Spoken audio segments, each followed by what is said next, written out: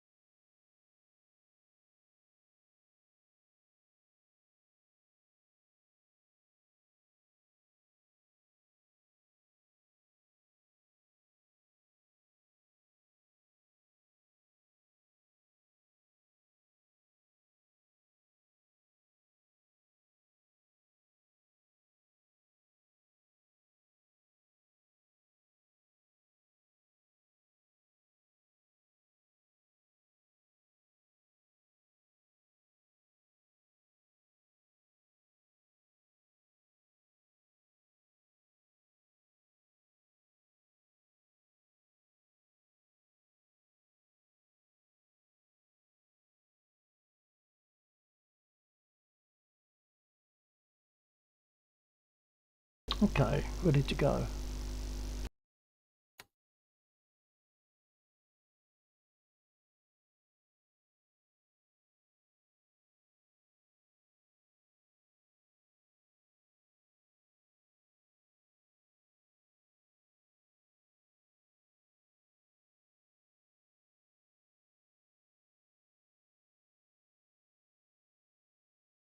I think slightly unusually, I'll start with a mosquito tonight. I normally start with a spit because that's my standard, but I'll start with a mozzie.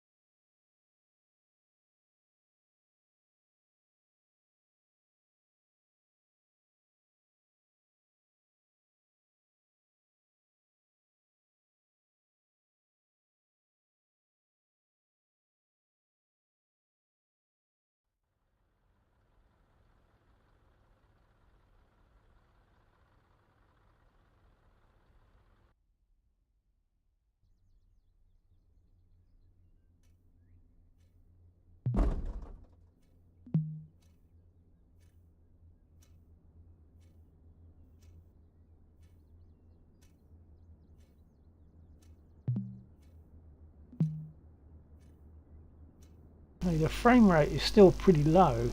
This is, I don't know what's going on here. Last night I didn't have my CCTV running and it was lower.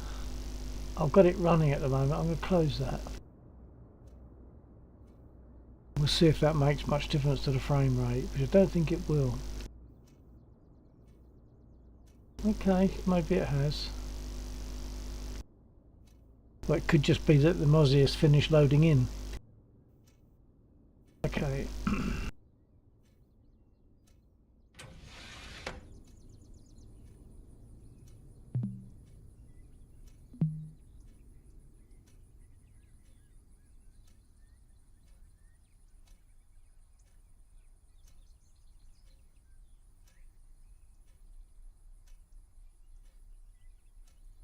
Request rearming. Copy.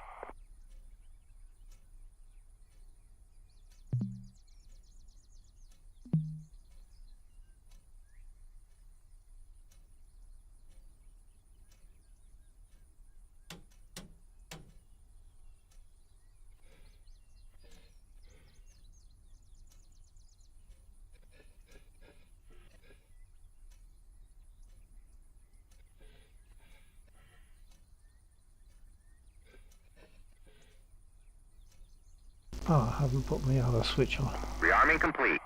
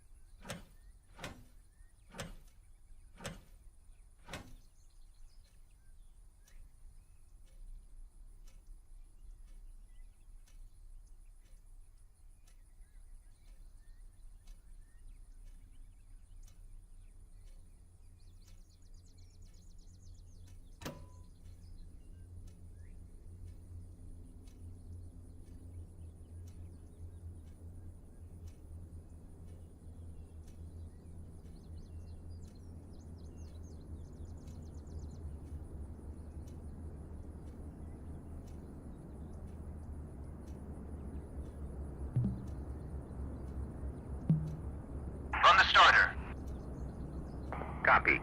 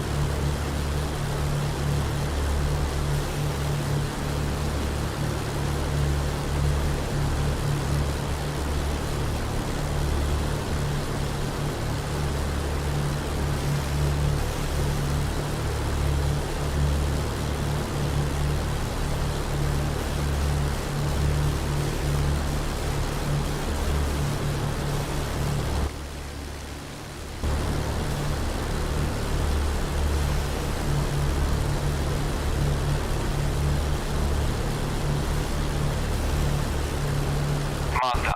Dodge 1. Request takeoff.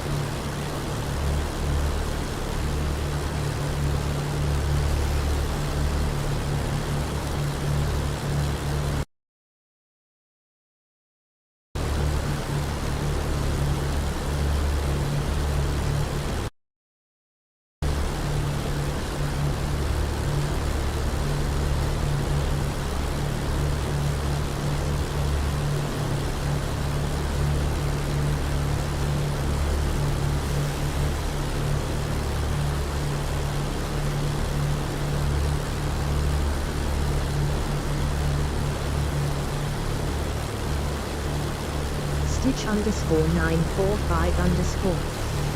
Hey Bill. Hi Stitch.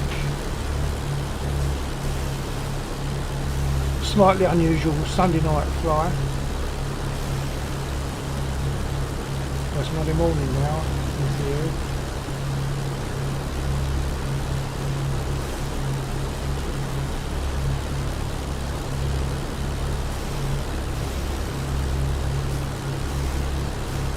Stitch_945_. Sunday for you, Monday for me. Yeah, I mean, it's just about Monday for me as well. It's 4 minutes past midnight.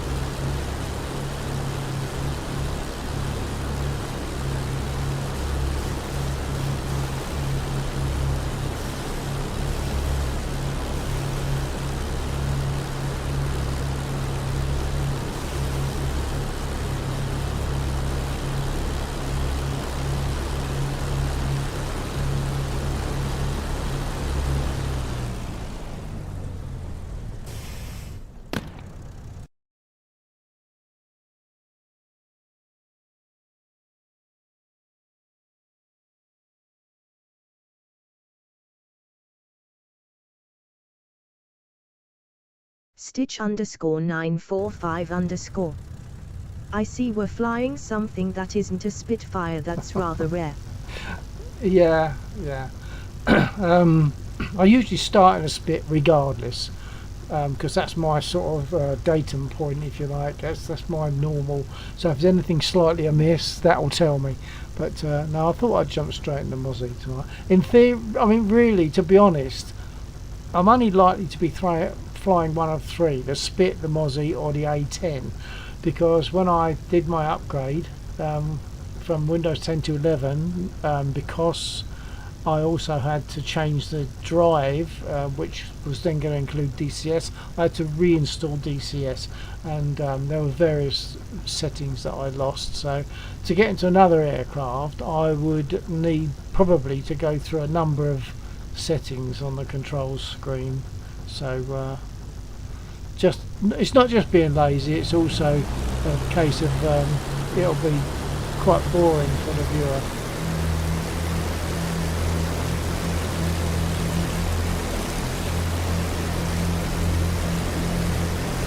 I would need really to jump in here and do a check or a setup of my controls without streaming.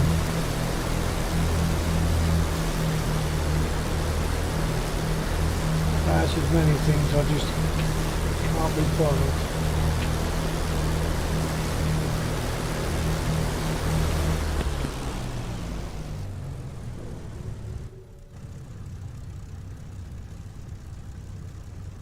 Okay, trims are set, flaps are set. Oh, not as I close the window. Here we go. Stitch_945_. By the way, there is a sale going on currently, if you know, but I just wanted to say. Yeah, I'm aware of the sale, but there's nothing else that I would consider at the moment. I mean, even the 130, because that won't be within the sale, I'm sure. And even if it was, I'm not dead sure how much use I would make of the 130, but we'll see. I mean, maybe later. When it's on trial, I'll give it a trial, but and then that'll be my decider. Okay, rolling.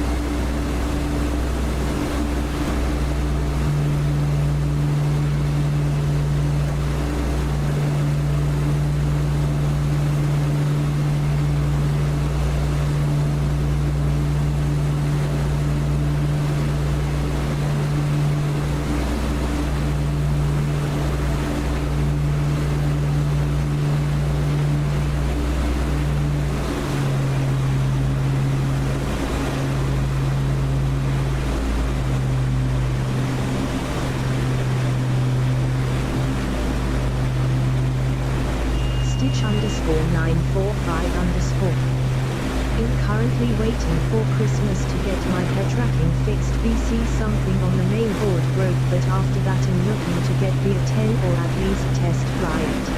Oh right, I'm sure you'll enjoy the A10. That's a good fun aircraft that even I fly, despite the fact that it hasn't got a big fan at the front. It's an aircraft that I find good fun.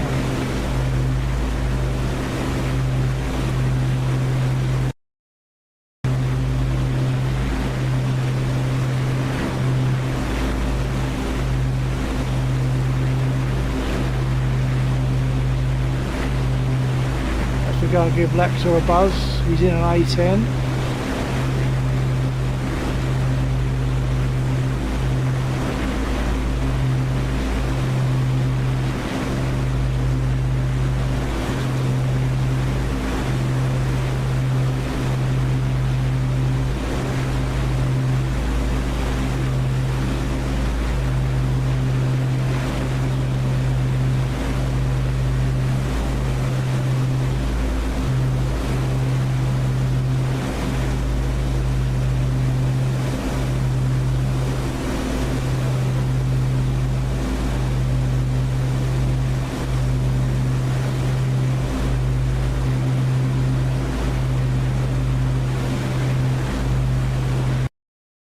I think I'll go and hit the I'm going to hit the infantry that are north of the airfield, parallel to the tracks.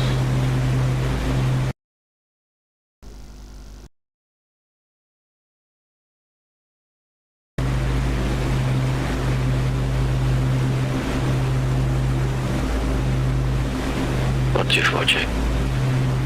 Copy, yeah, good Stitch check. _945_. I did message just before I joined, but I don't think you saw it. So I do have a map update on standby. We'll see how it goes. It's about the 109s and the A20s. So it's not a major thing. It's just in light of some information that I've had. Okay, yeah, well that sounds good. Let me know when you want to start, and I'm just going in with some rockets practice at the moment. Let me know when you want to start and we'll go for it.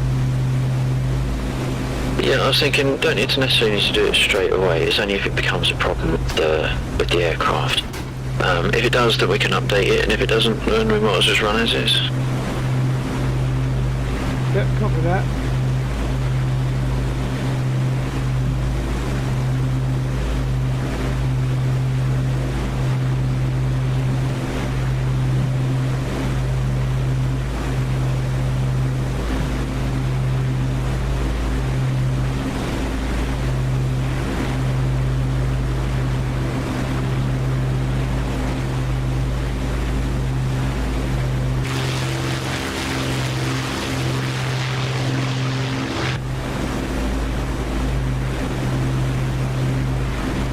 Right, sorry about that, Stitch, hold on. Yes, it should be a lot better than that. It was actually quite a lot worse than that earlier on, and last night it was silly low. I don't know why it should be that low. I mean, for me, anything above sort of 40 I'm going to accept. My graphics card should be able to deal with it, no problem, so I don't know why it should be such a fight.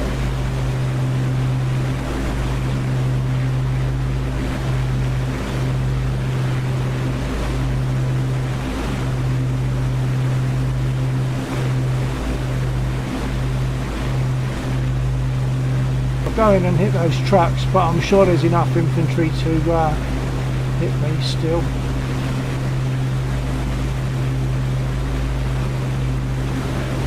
It seems very floaty there. I can't hold a steady line.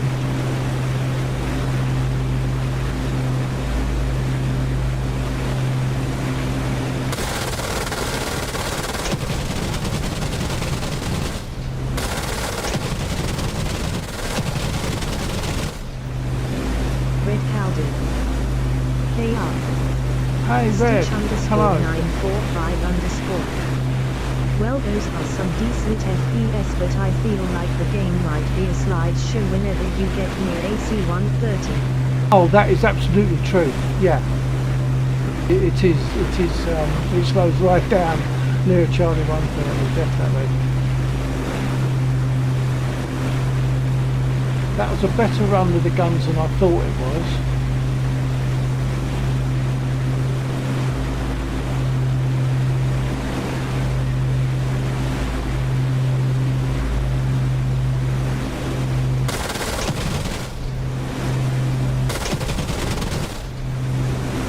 You have to aim quite low with these guns. You have to really aim at the base of the target, which when you're at a distance is not so easy to judge.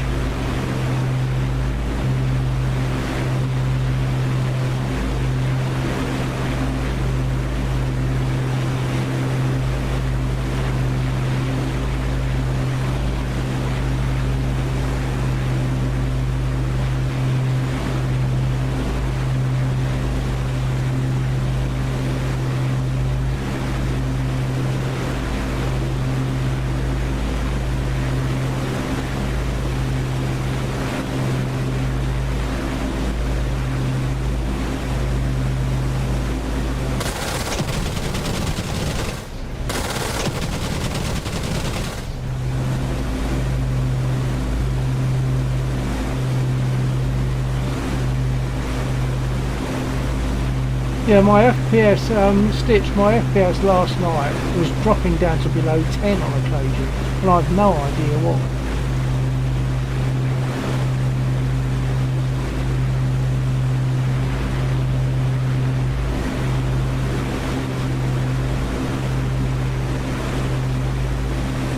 Stitch_945_. The guns on the Mosquito are the same as on the Spit, aren't they? Yes, I think so. The sight, you have to really aim at the base of the target, so you've got to be close enough to be able to gauge that. Because when you're, well, when the target is small, it's difficult to really gauge that you're firing at the base of it.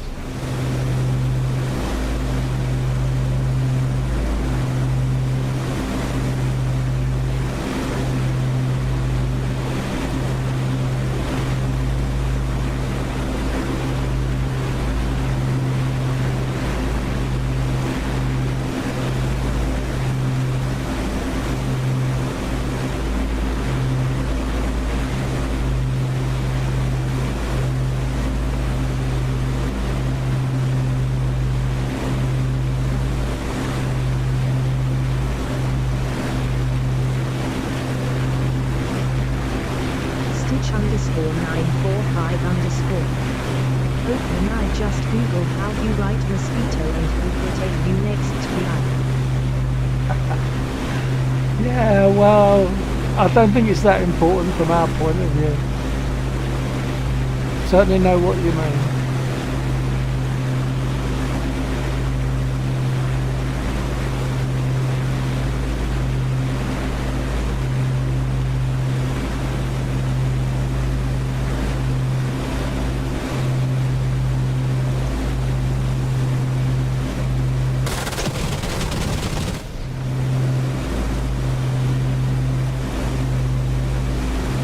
So if I zoom in like that, I can see the target and it's easy to aim at the base. Stitch_945_. But it annoys me. Yeah. Let it float over your head.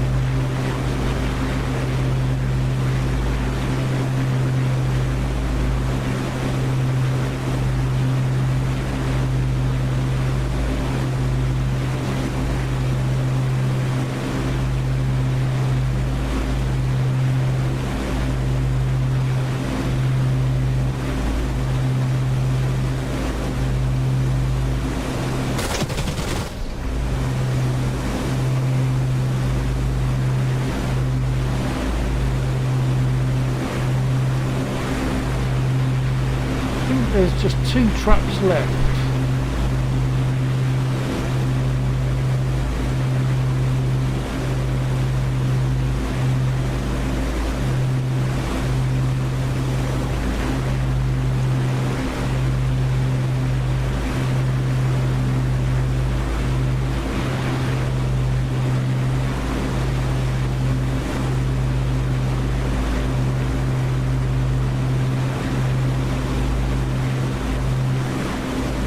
In terms of mosquito, I mean, in general terms, English will have a U after the Q. That's sort of a general rule.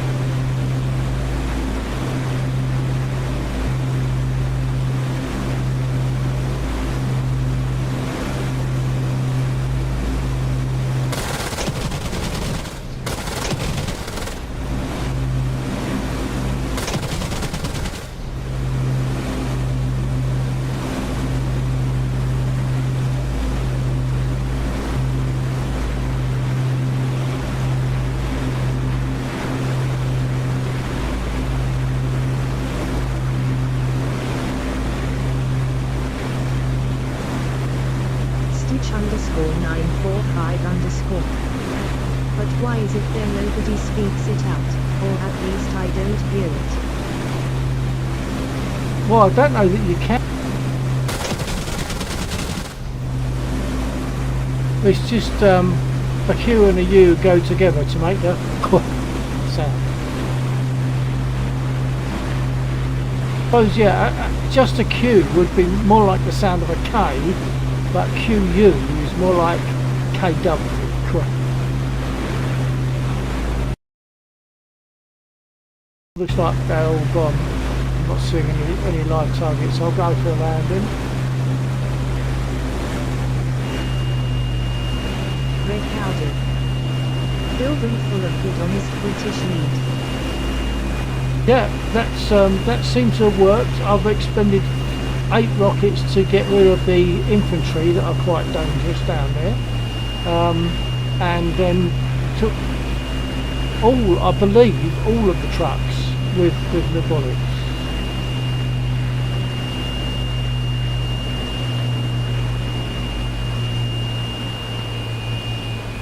'49 turning finals for 08.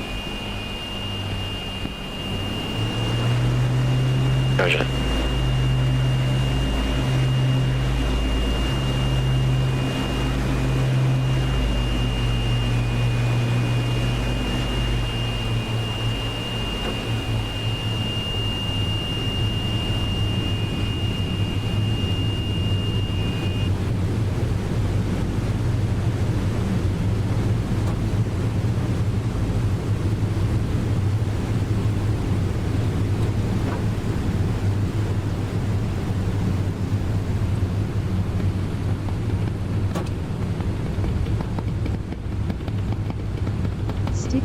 _945_. I swear to God I should have learned it a good year ago when I was in England. Don't fill your missing English grammar with German one. Oh, that in a second, hang on. I couldn't take too much notice. I think I've got something happening. They must have shot through one of my tyres, I think. It sounds like it's scraping. I think the starboard tyre might be low. Let's take a look. Let's have a read. I swear to God, hang on.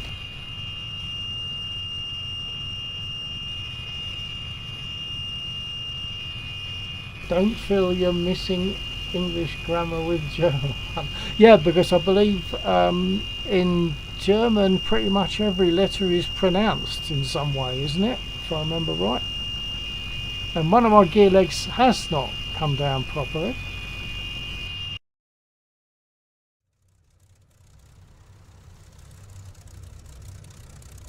Okay, now I don't believe that I've landed that heavily to cause that leg to be damaged, so I think that must be...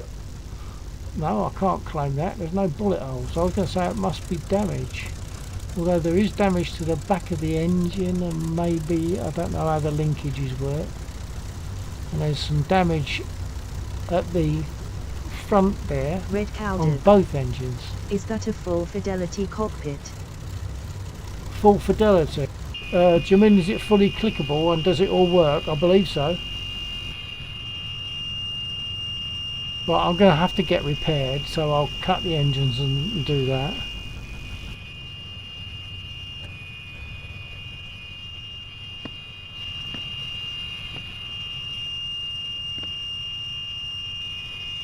Red cow dog. Yeah, clickable. Yep, fully clickable. I'll be restarting it in a minute, so we'll see what I need to click and what I need to do. Stitch So- _945_. Most aircraft are full fidelity, but the ones from Flaming Cliffs aren't. Yeah, I think one of the Russian jobs, I didn't realise it wasn't a clickable cockpit, and I tried it and I was most disappointed. I need the full clickable cockpit. Let's just get rid of that noise. Hold on. When your throttle is far enough back and your gear is down, it produces that noise if your gear isn't properly down, I guess. So let's. I'll get repaired. Stand by. Red cow dog. Request I am repair. too thick to play DCS. No way, sir. You know, you could do this. There's a little bit of a learning curve, but get yourself DCS. And grab yourself a. Let me think. Oh yeah, a spit. Just as a heads up, so Hold on. the piece of information that I had found out was that there are 2 damage models in existence for DCS. There are. Sorry, say again. There are 2 damage models. Well, I pushed the wrong button. Sorry, did you say 2 damage models? Red cow dog. No, seriously. Yeah, 2 damage I'm models. You've idiot. got Stand by, Warbird Red. damage model and not Warbird damage model. Okay, so how do you do that then? Can you apply them individually depending on whether it's a jet or a warbird? Not speaking as on a the user, aircraft radio, no, by the that's baked into the module. So if you're a Warbird module, we've got the Warbird damage model, and likewise for jets and stuff. The net effect is that they work differently. So the non-Warbird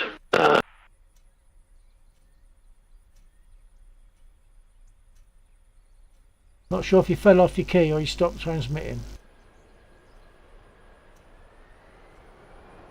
I think he fell off. No, your sorry, I key. took my finger off my transmit key, forgetting that I wasn't on the hot mic. I'm just rolling, so give me 2 seconds to just get off the runway, and then I will carry on.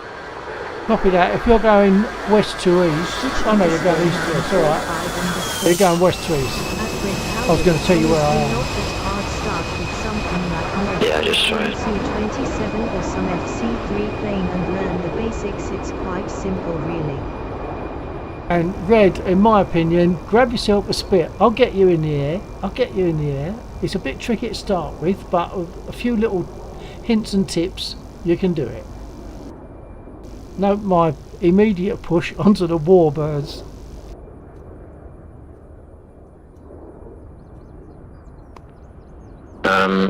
Right, so yeah, if you're a Warbird, the Warbird has the damage model, and the Warbird damage model, and that works on what they call X-ray.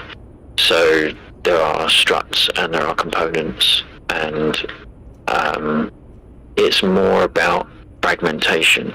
So Red cow a lot of the things that you're going to be firing out of Warbird generally is bullets, which is kind of a fragmentation thing. Stand by, Red. The missiles that are used as the airfield defence are explosive. They are not fragmentation, so which is why an A-20 can sustain 6 Stinger hits and still keep going.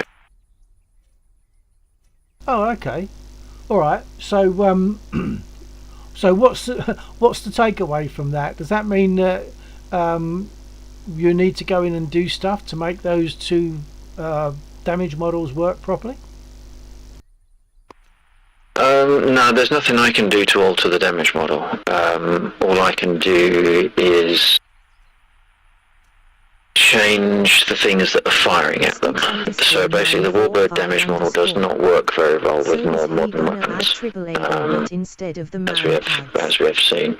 The exception being gunfire, because like the bullets from an A10 are very much penetrative and fragmentation orientated, so the bullets tend to act basically the same. Whereas missiles are explosive and radius and cones, and they work differently. Okay, So, but the net effect is that in order to have a air defense at Mosdoc that is going to be anti-warbird, it needs to be similar era air defences. It can't be fancy missiles, it needs to be World War II flak cannons.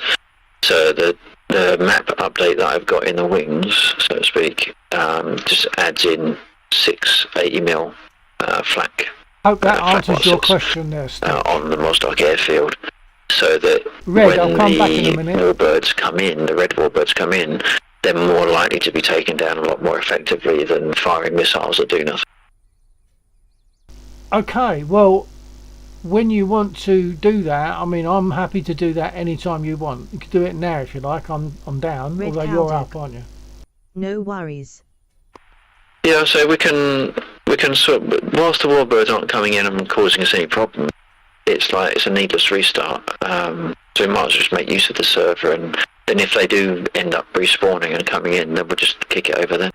Okay, yeah, copy that. I'm just going to switch over to talking to my stream, which I am, I guess, anyway, just speaking to yourself. But I've got Red Cowdog here, and he's asked me a couple of questions, so I'm going to go back and deal with that. Roger, and good evening, Red Cow. Long time no see. Check that they are receiving you. They should. Yeah, so Red and Stitch, are you receiving Laxor's transmission on radio? Red, I'll give you a link. Stitch _945 Ah, good. Yeah. Red Cowder. They are receiving you. Red Hylax. Cowdog says, how Hylax? Right, I'm gonna just disappear for a minute. But I've got to go and I'm going to go and find a link for you, Red, and you'll see regarding guitar. Just an example.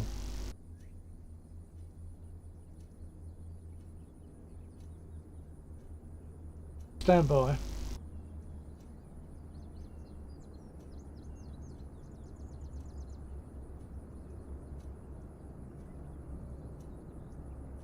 Red, I can't remember your age Stitch bracket. _945 Were you into the Beatles at But all? wouldn't something like a Jeopard AAA be as good or even better as like 88mm flak?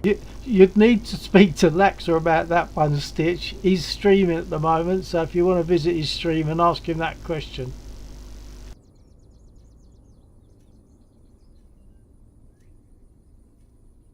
Right, I'm going to drop a link on here Red for you, Red. Cowdog. Iron 60 years. Oh, well, in Stitch that case, you might well know. _945 We'll do later on maybe. Okay, Stitch. Right, stand by, Red. I'm just going to drop a link for you. Hold on.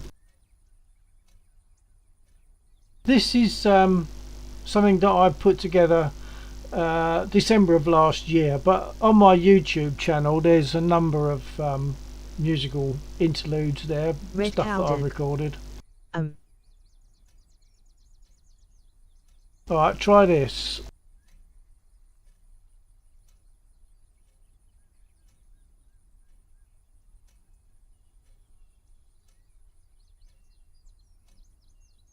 And I've just realised I'm not getting repaired because I had my window. I must have had my window closed. I've got to ask for repair again. But I'm not on that screen. Right, again.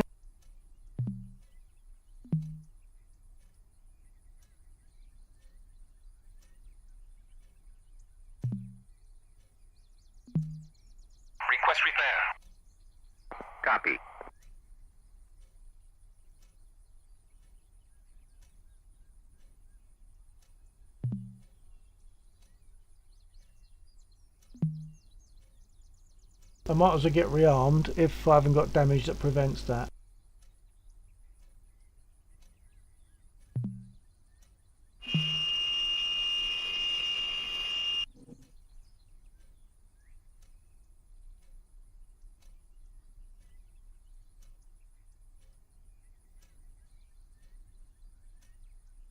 Request refueling.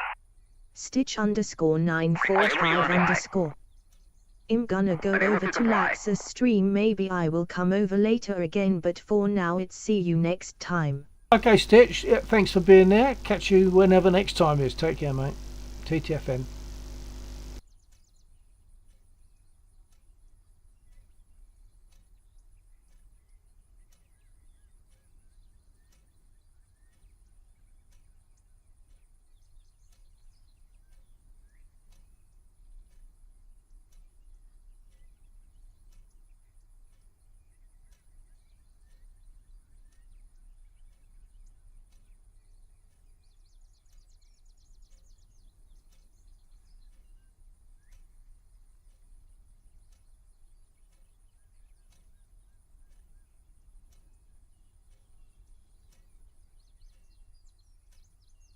$80 seconds for repair, or to start repair, and then repair takes about 5 or 10 seconds.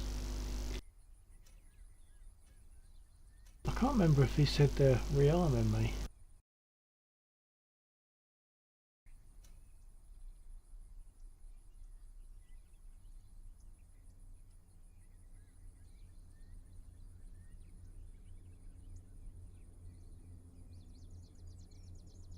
I really don't think I came down heavy enough to damage that gear.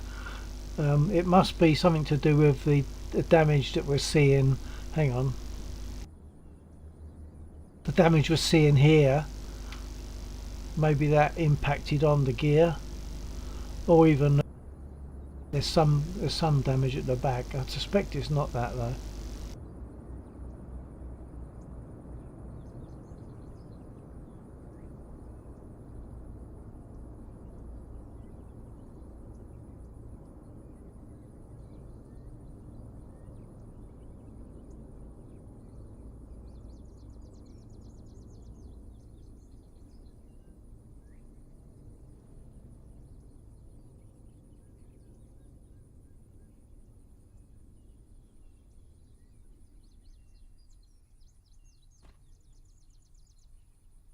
Okay, we're being repaired.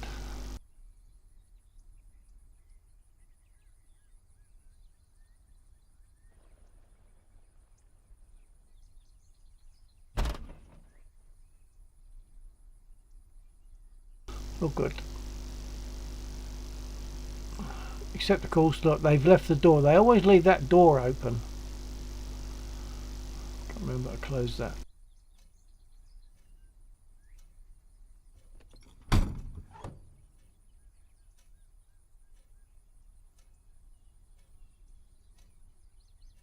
Okay, are you there, Red, or what?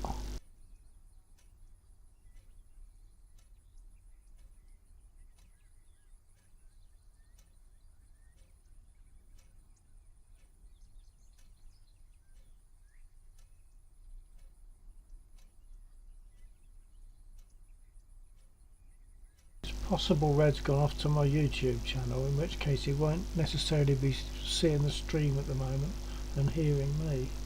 Red Cowdog. Yeah, just watching your vids. Oh, okay, that's good. Yeah, I thought I'd check if you were there, and I can show you the clickable cockpit. I mean, if you want, I would respawn in this aircraft or the Spitfire. I might respawn in the Spitfire actually, because that's my usual aircraft. So, are you happy if I respawn in the Spit?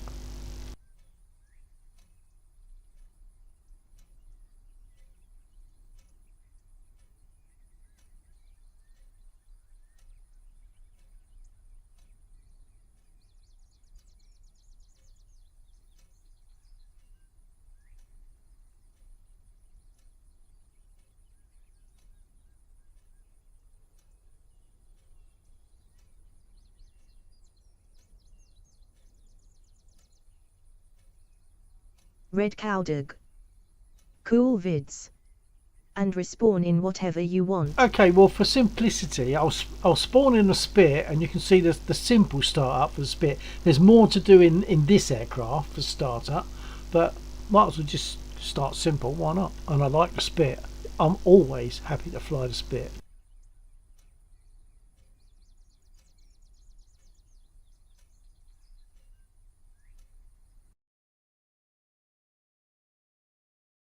Oh, car timed out. Stand by, I'll get back in.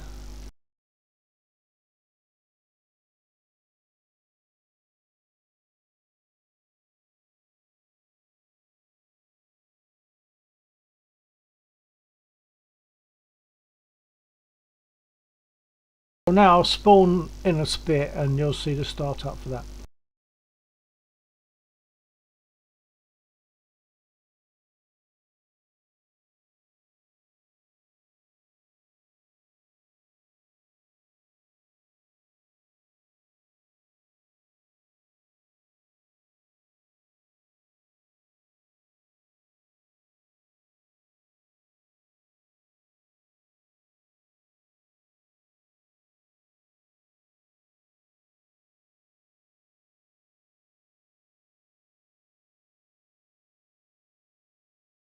Lexor named this Spitfire just for me, which is very nice.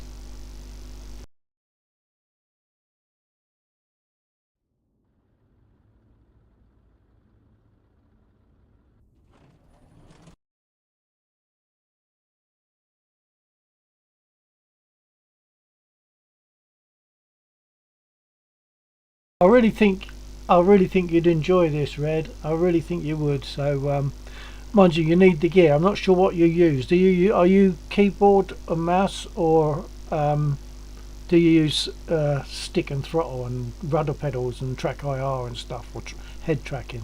Do you use that stuff?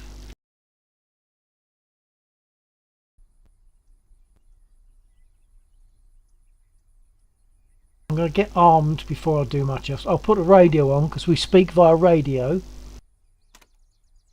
I'll get a radio check off Lexor if he's got his radio on. Radio check. Yep. Thank you. Red Cowdog.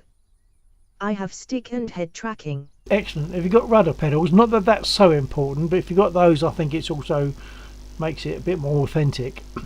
I'm now gonna, in a minute, when we're ready, I'll talk through my startup of the Spitfire, and you'll see the things that, you know, the clickable cockpit and everything works, all the gauges work.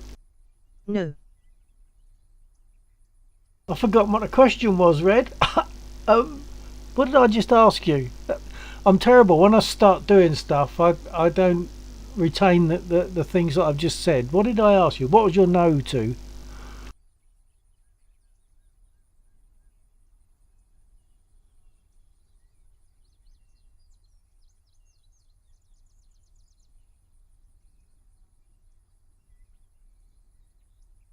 I think it's probably to do with the rudder, wasn't it? Rudder pedals. But not to worry. Don't worry about it. If you haven't answered already, don't worry about that.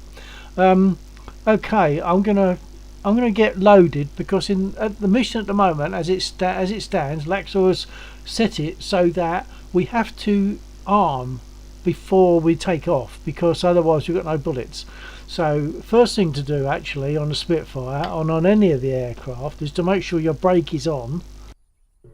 And you might know that brake lever in the middle is the only brake you have. If you want to turn left while you're taxiing, you push left rudder and apply some braking, and it puts braking on the left wheel only. If you put the rudder's pedals back to neutral, it puts braking on both, and obviously right rudder braking on the right wheel only.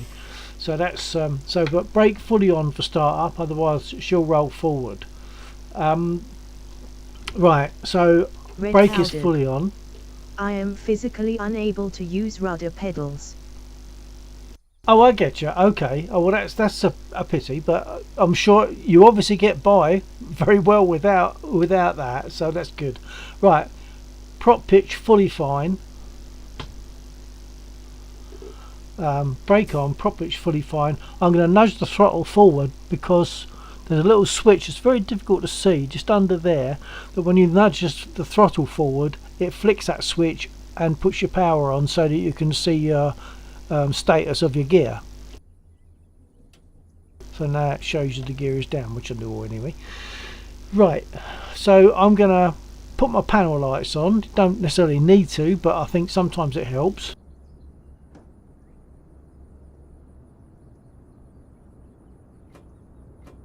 I've also just opened up the covers that start for the starter and the booster. So there's the starter button, there's the booster button, which gives a boosted spark from the magnetos for starting. And then over here we've got the magnetos. So I'm going to turn them on. And now I just need to put my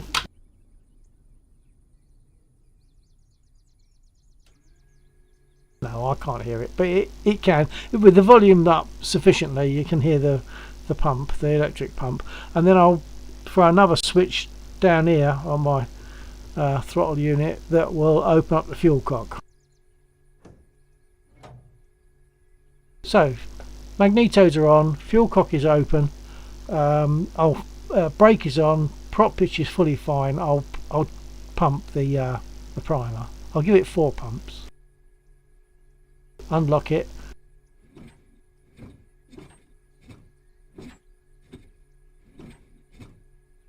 Relock it. And now I'm going to crack the throttle about that much, and I will push both those 2 buttons at the same time. I can't do that with the mouse, so it's the only time, really, almost the only time when I touch my keyboard. I use the the delete and end keys on my keyboard to push those 2 buttons. Once the engine is turning over and starting to catch, I will flick this lever forward, and I've got a button at the back of the throttle unit for that. I'll flick that lever forward, which is the mixture lever, and then we'll be running. I'll do that now.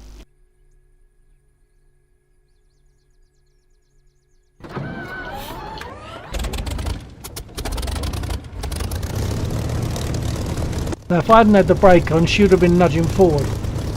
This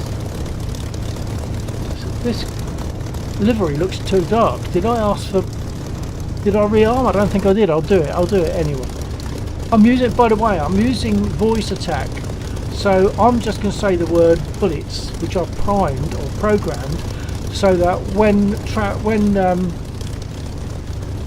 voice attack hears that command, it will open up the rearm menu, which I've programmed into it. It's if you haven't used it, very useful program. Sometimes it's a bit temperamental, but in general it's really good. I'm going to do that now.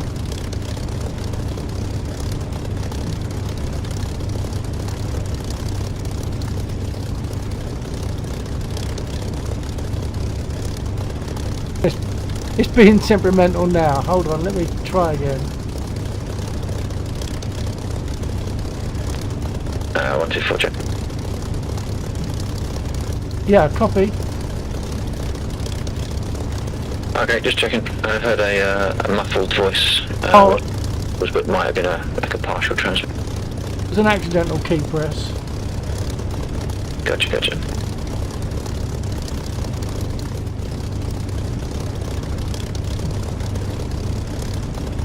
Right, I finally got there. It finally took notice of what I was saying. Most times it's pretty good, but sometimes it's a bit temperamental. I'm going to give it full gun ammo, and I'm going to just reduce the fuel a bit because we don't normally use that much. It says rockets there, but Spit doesn't carry rockets, so that's ineffective. I'm going to choose RAF standard. You'll see the wings go a lighter colour. So that's the RAF standard livery, and I'm going to click OK, and they will respond. I'll ask them to rearm, and then they will respond. Request refueling. Request rearming. Copy. Right, so while they're doing that, I will adjust my altimeter. So this is the clickability of the cockpit. Honest, you'd love it. You'd love it. Get yourself DCS. You've got the gear, and you can You can trial aircraft, you know, for a couple of weeks before you buy them. Refueling complete. If you buy the Spit, I'll give you all the encouragement and help you to get off the ground comfortably. I've already done this for a couple of people, so a few little tricks. It took me ages. There was a time when I thought, oh, I can't fly the Spit, and then a few little tricks, a few things you realise or find out, and then you can fly the Spit. Hold on. Red Cowden. Oh, you got a Taylor guitar. I have a big baby.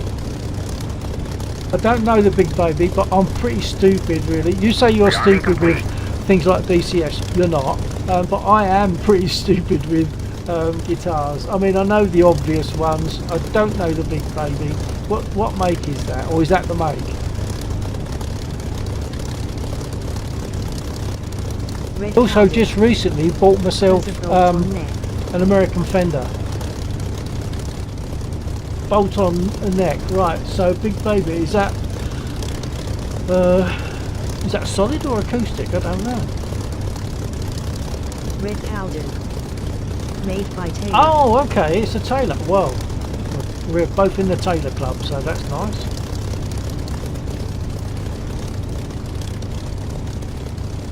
But I don't know if you do any recording at home, but I use something called Ableton, which I bought the program now. I used to use the free version, but I bought the program, and I use Ableton to put that stuff together. And then of course it's another ball game making a video of all those little inset bits. If you go further down my list, if you're on my YouTube channel, there's Norwegian Wood. Do you remember Norwegian Wood? There's that one. There's also some band stuff on there if you're interested to look. Stuff from when we're playing in the band. You probably would know the name Pfizer. They were making COVID vaccines, which I'm glad I never had. They were making COVID vaccines, but we played for them for their 25th anniversary in '96, and there's like a 9-minute vid of that, which includes us playing Sting's Englishman in New York. So that's quite a lovely memory for me. Okay, I'm now going to set my trims, which I haven't yet. Red Cowden. I used to have Cubase on my old PC. Oh right, well, give Ableton a try, because there is a free version, you know, so you can get the free version, and then if you're really into it, you could then, if you wanted to, maybe buy the whole version. But so the free version is very capable, very capable. So and you'll get 8 tracks on the free version. But if you buy it outright, then it's unlimited tracks, so it's really useful. You can do as many recordings of the same thing you want and just choose the one you like best. Right, I'm going to set my nose down to level. A lot of people like one division of nose down, but I like it to be level. That's just something I've found. It suits me. And I'm going to set my rudder trim to full right rudder.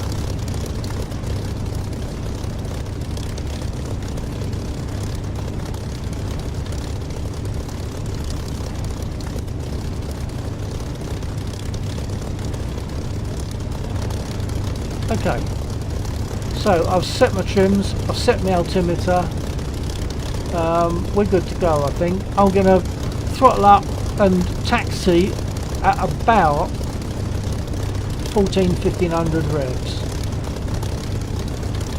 So brake off, throttle up and left rudder.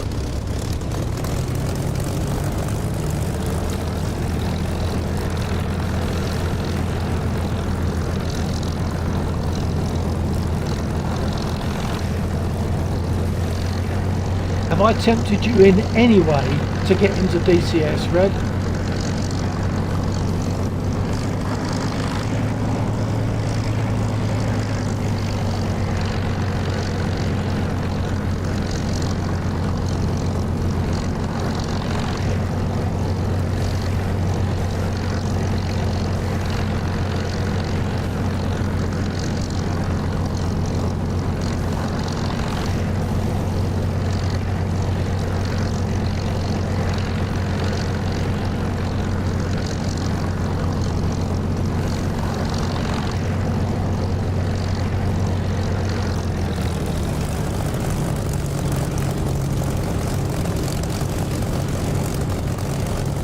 trying to show my feet, and you'll see the brake lever is barely moving. But you're seeing what I'm doing. It's a mix of brake lever, throttle and rudder. So it's not comfortable, it's not intuitive, but you do get the feel of it. I'll explain about takeoff as well in a minute. I want to get you in here, Red. I want to get you in here flying a spit at least. Or mosquito.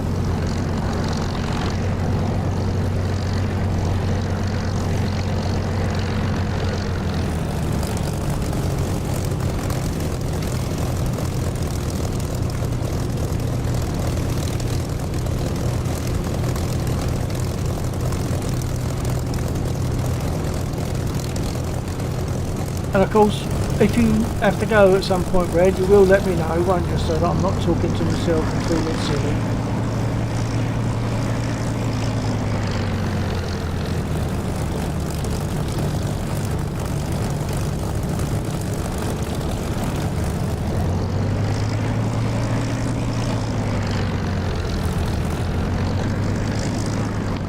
I'm going to move forward so that the tail wheel ends up getting pulled straight. I'm still here. Thank you, sir. Just jump out. Quick look.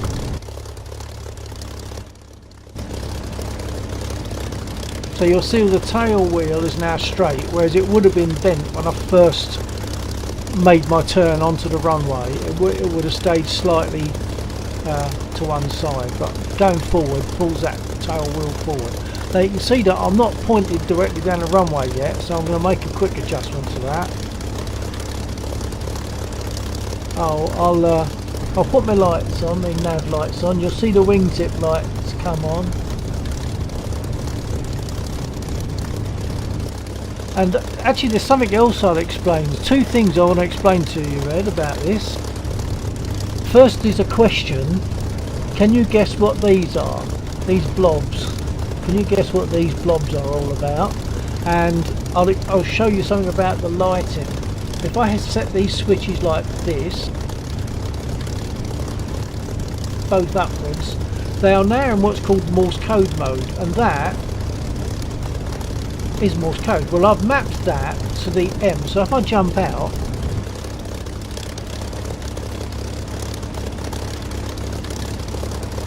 I can now use Morse code. And the whole point of that, not that we use it, but that's a reality, that if you lost your radio, you could still communicate with the section with Morse code.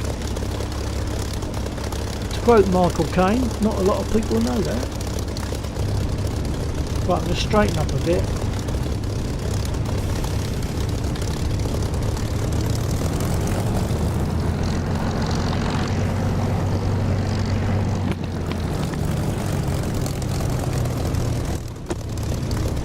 Okay, now for takeoff, I've already set my trims.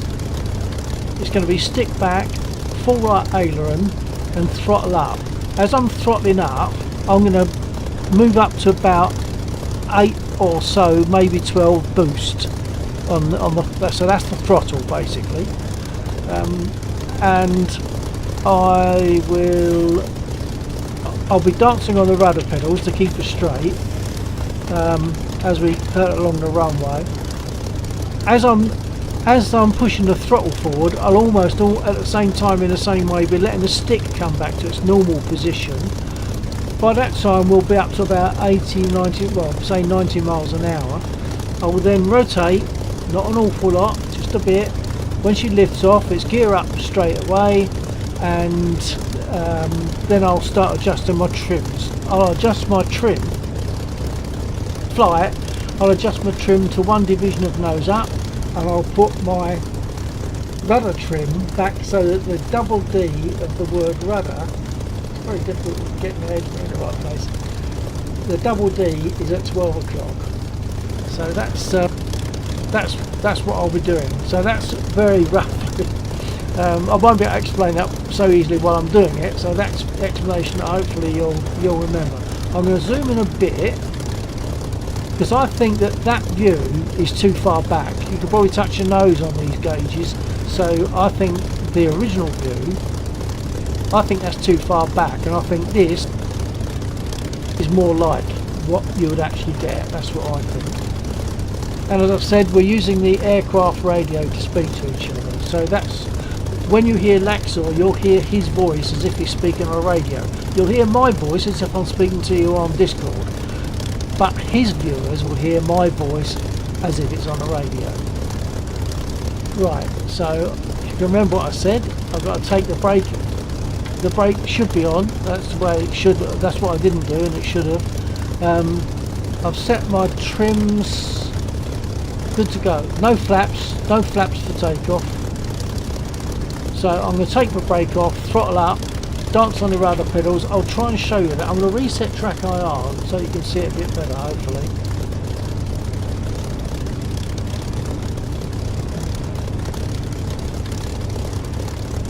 Right, because I have to look down so that you can see my feet, but eyes up to see where I'm going. Anyway, let's give it a try. Brake off. Stick back full right, throttle up. I'll make an announcement just in case. 49 Spitfire 08 for takeoff. Now I'll throttle up.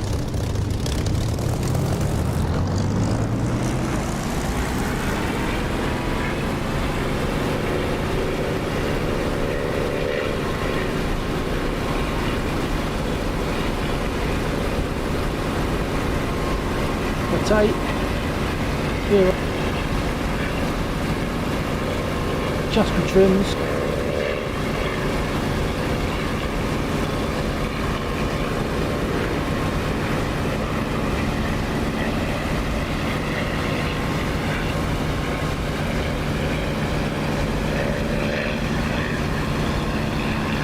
And then I'll pull my revs, I'll pull my prop pitch back to give me about 2,700 RPM.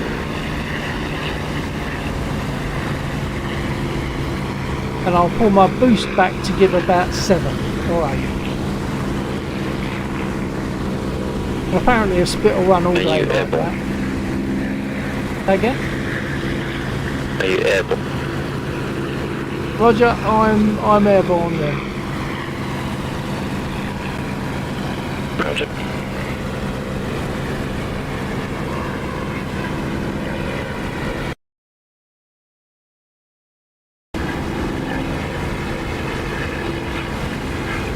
That's Laxor just taking off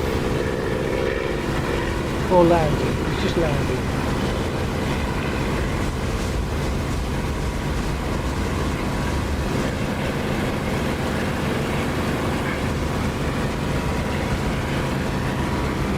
I'm also going to turn my sight on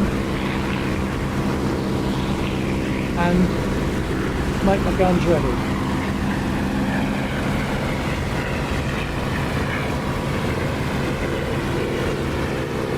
And those things are clickable, but I'll set them up on my stick, on my throttle. Did you have a think about what those blobs might be about?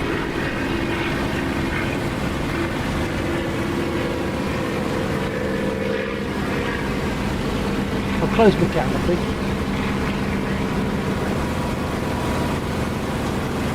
Once again, you can click it. To open it, I'll hit that.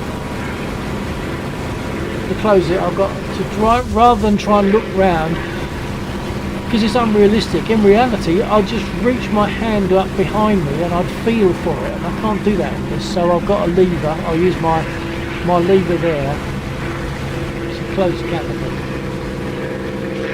In the Spitfire, that lever on other aircraft is used for me to fire rockets. Of course, every aircraft has its own set of controls, so you have to set each aircraft up for however you want your buttons to work on that aircraft.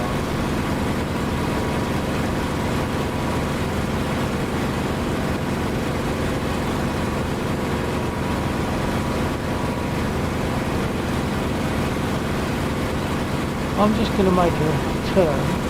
I'll get up to a couple of thousand feet. I'll go west to east, We're currently travelling towards the west. I'm going to make a turn, travel west to east, get to about 2,000 feet, invert, stick back to make a 180.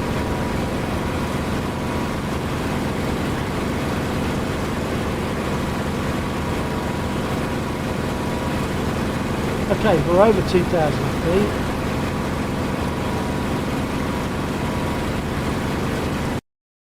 I'll give it a bit more. So there's the altimeter there.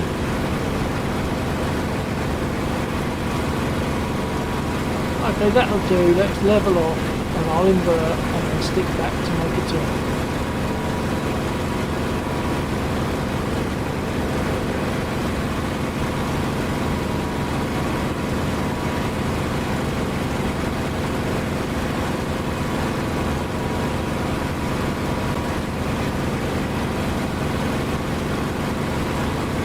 Are you tempted by DCS yet, Red?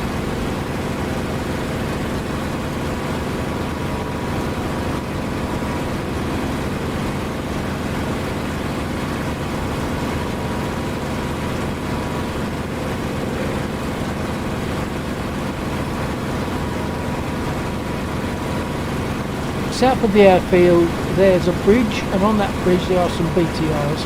There's 4 BTRs. I'll have a go at them, which I should be able to destroy with 20 mil. Oh, and I've seen I've only got 1 viewer showing, so maybe you're not there.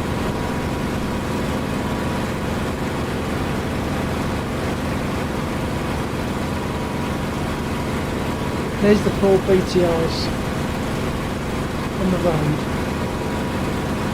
approaching the bridge.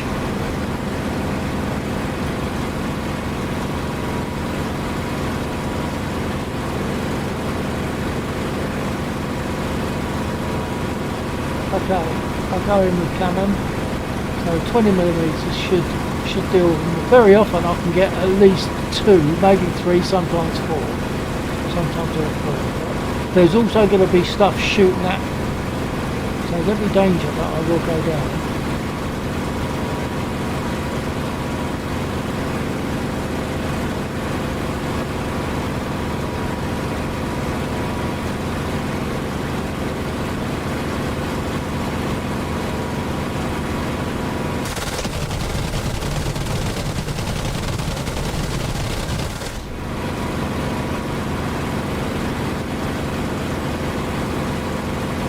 Oh, got all 4. All 4, that's good. But there's some infantry in this region that carry stuff that's very dangerous. It might just be guns, but whatever it is, they're very good at messing me up. I've had no damage on that occasion.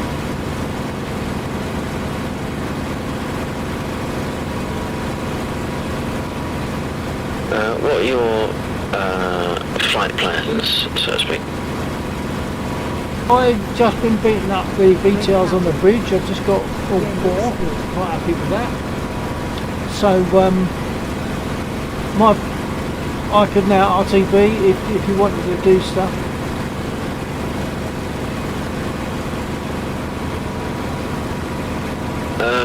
Well, I just had a reasonably successful flight. Got rid of about 3 groups of targets, and survived the landing and didn't get hit. Which is a little bit weird actually. I was expecting to get more gunfire coming up at me than I did, but there you go. Is that something you've been noticing at all? Are you taking less fire from the ground than you would anticipate? Well, it depends on the circumstance. I've just attacked the BTRs on the bridge. I didn't get anything flying back at me, but I think sometimes, like if I was to go back there now, they're aware of me, so the chances become more higher that they're going to shoot back. But the BTRs didn't shoot back at me, actually. That's on the first run, so maybe it's because it was just that first run. It's gone wiggy. I don't think we've had any errors come out of the mission.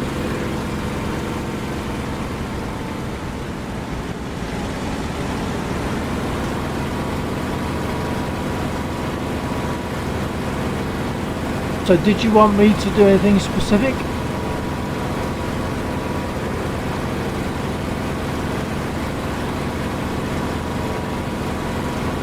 I'll fly over the bridge area again and see if the infantry have a go at me.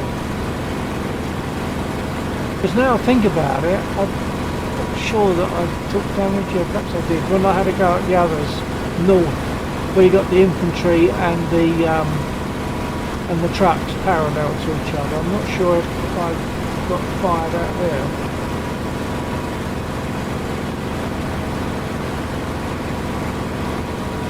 Okay, I did take a little bit of fire from the ZSUs whilst I was dealing with them, but certainly not as much as I was expecting. By the way, I can't use rudder pedals as I've got limited feeling in left leg after motorcycle accident. The other thing I was going to say is that was toying with switching over to the E51 and going down to that same area as we did on Friday.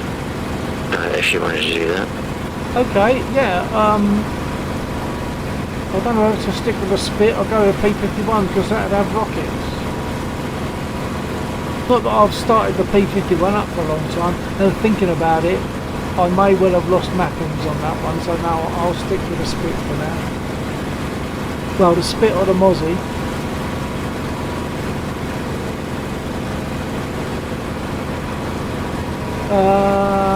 Left leg. Oh, well, that's sad. But as long as you are able to get round it, I mean, I have to get round stuff. That thumb is a bit short because a couple of years ago I chopped the top off it. I chopped the top joint off, and that was a bit almost funny because I went to put my gear down one time. That's this button here. I reached my thumb forward and I missed. It didn't reach the switch. It actually made me laugh. Okay, open canopy, prop pitch fully fine, 49 finals 08.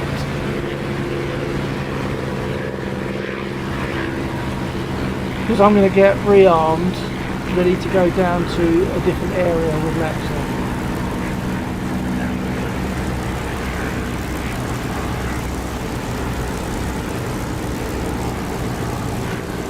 Gear down. Red powder. I didn't want it to sound worse than it was.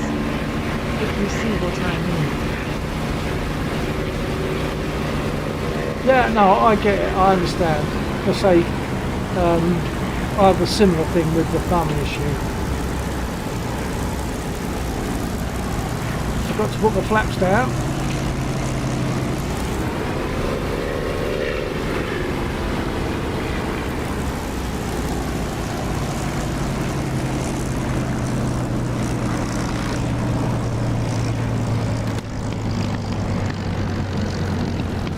Oh, nose forward too much. I've got to repair as well as rearm now.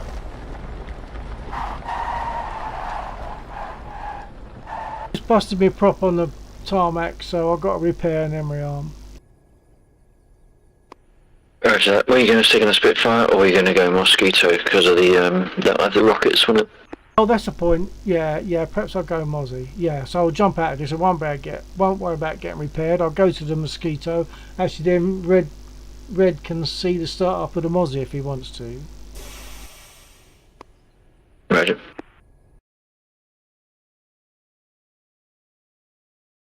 Okay, Red, we're going for a Mozzie and you'll see the full start up. Before, you'd only seen it partial because a lot of the switches and stuff were already thrown. I'll try talking through what I'm doing.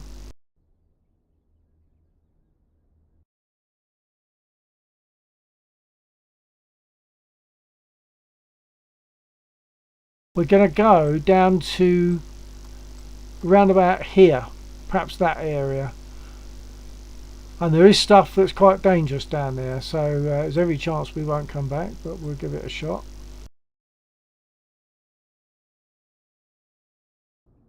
Okay, now the first thing with a Mosquito, and this is another little thing that makes it so much more real, certainly than War Thunder, etc.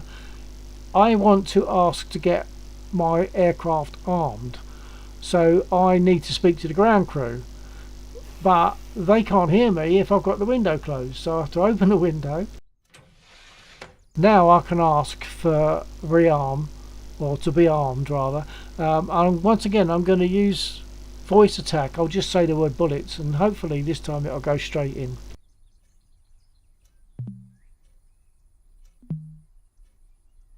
There we are, went straight in that time.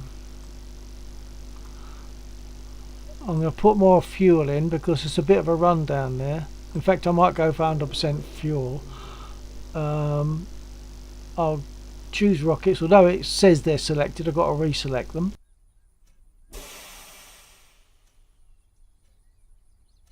I'll choose RAF 44. That's looking good. I'll ask them to do that. Request refueling. Request rearming. Copy. Right, now I'll just go around the cockpit. I don't know all that I'm doing, to be honest. I'm throwing loads of switches that I know you kind of need to throw, but I don't necessarily know what they're doing. So these three, I don't really care what they're doing, which is really naughty. Now I'm going to put some power on, put some lights.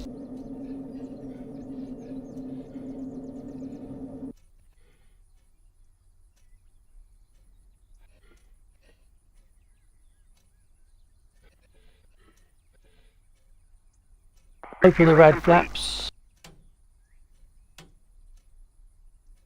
Okay, I think he said refueling complete. So I'm waiting for him to rearm.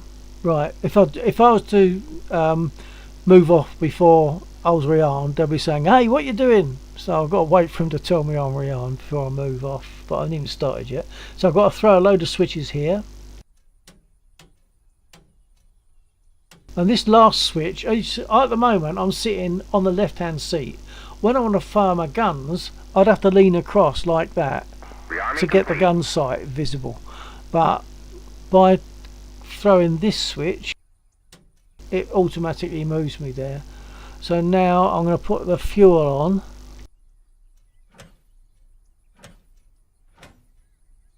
The fuel is on. And now when I want to start the engine, I need to ask them to, well, normally you have to prime the engines. In this you say run the starter, which is what I'll say into voice attack, and then they will understand that and they will effectively prime the engines, run the starter. So I'll just do that now.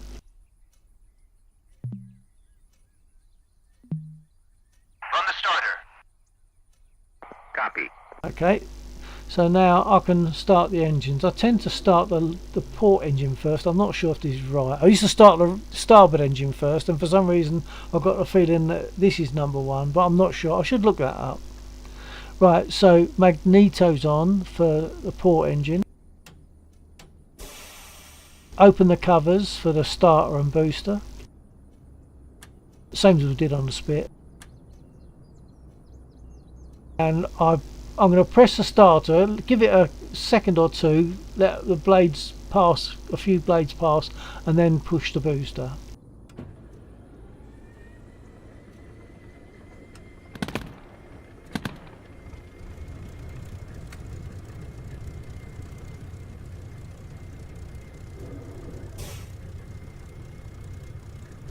Thing I didn't do, of course, is put the brake on, but it's not so important. This one doesn't fly forward quite as easily as a light Spit does. Close that hatch, open the other two hatches. Magneto's on.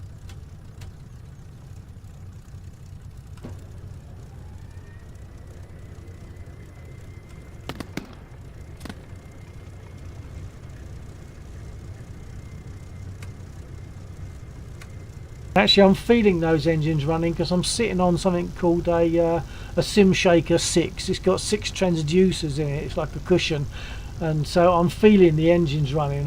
First of all, on the left, under the left thigh, I felt the left engine start, and then the other one, and they're not necessarily in phase, so you feel them slightly out of phase. And I'll feel the gear coming up, the flaps going up and down, all that sort of stuff. It's quite immersive. Right. I will now, what we're going to do, I'm going to set my altimeter and my trims.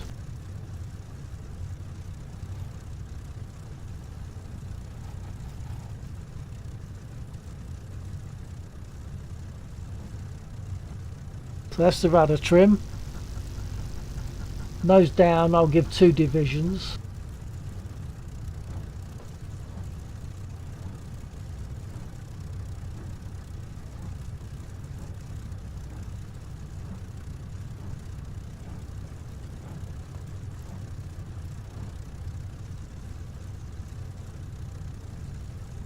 Right, and now prior to takeoff I'll set my flaps ready. I'll give it between 10 and 30 on the flaps.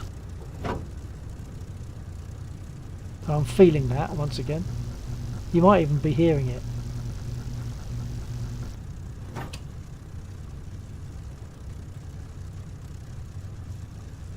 Right, flaps are set. I'm going to make my guns ready. The CO might not be happy with me for that, making my guns ready on the ground, but very often I take off and I go to shoot something and realise I haven't made my guns and the rockets ready. So guns and rockets are now ready to go. I can close the window, I don't need the ground crew anymore. And once again, same with the Spitfire. Takeoff, taxiing is using a mixture of the brake and the rudder pedals.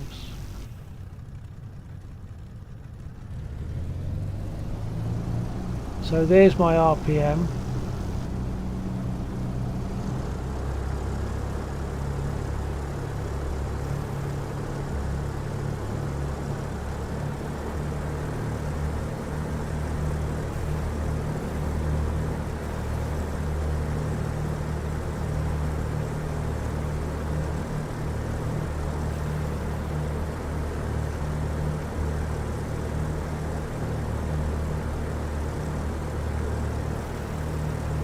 And of course when you apply a brake it also slows you down, so you have to let it gather up some speed again and then put the brake on to turn left or right a little bit.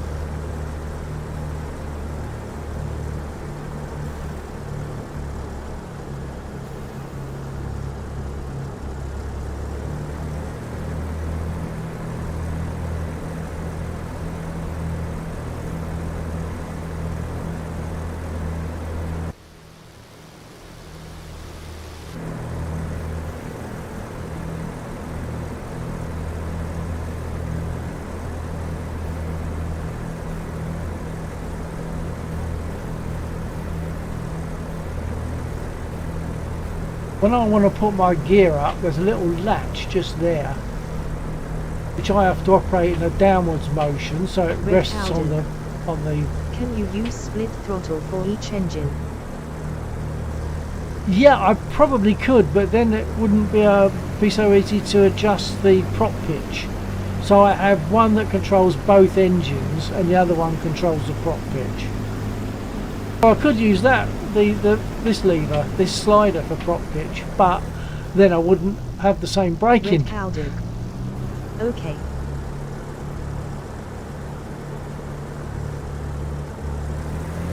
So it depends on how you want to work it for your own best convenience, really.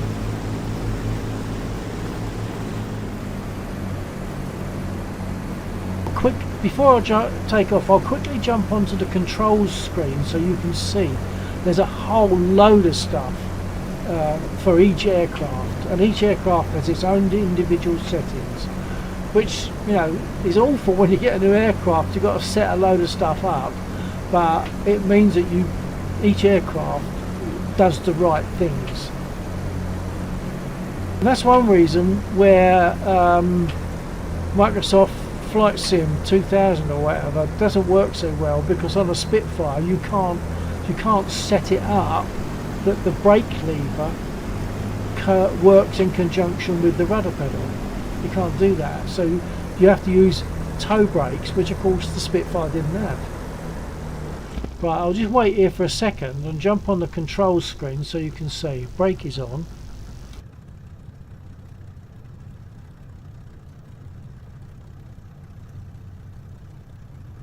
So this is for the Mosquito, but obviously I could be in a different aircraft. So there's all the aircraft that I could easily be in, and there's other things there as well. So that's the Mosquito. And you can see this is all but Axis commands, or I could choose just Axis commands, but this is all but Axis commands, and you can see by this little scroll block there's quite a few. And of course you don't have to set them all. There's no way I'd want to do things by pushing buttons on the keyboard, so the only time I touch my keyboard, to be honest, is when I'm on the ground to start the engine. LOL. There's a lot in there. As I say, look, when you forget the keyboard for a minute, if I scroll down and you look at Thrustmaster and rudder pedals, they're the only ones that I set.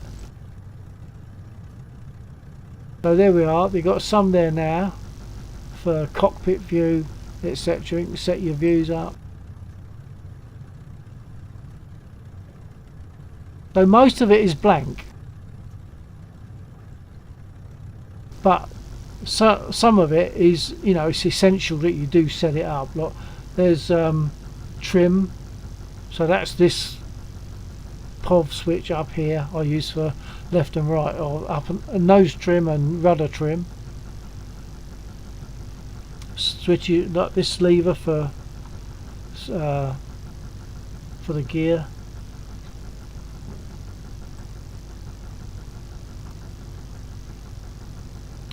Zoom in, that button there for zoom in, or another button up here to zoom normal. So although it's daunting the amount of things that you can alter, you don't have to alter everything, but when you realise that you've forgotten something, it's really frustrating when you're in the air and you can't do certain things because you forgot to set it up. But it doesn't take long to sort it out. Right, I'm going to throttle up, move on to airfield. I'll let Lexor know what I'm doing.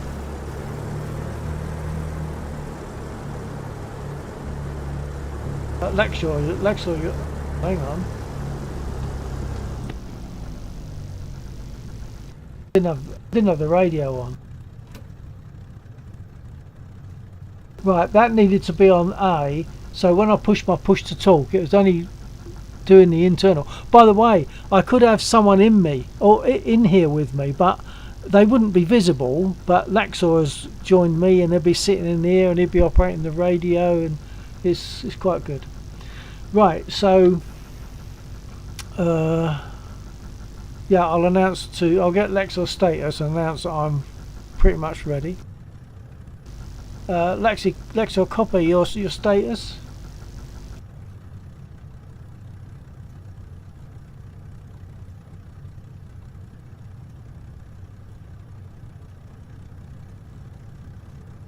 He's changed aircraft, so he might not have his radio on yet.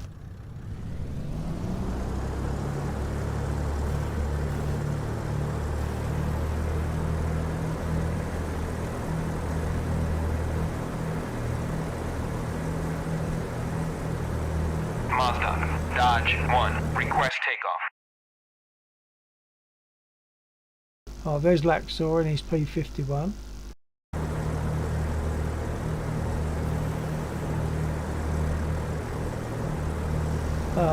Lexor, copy, radio check.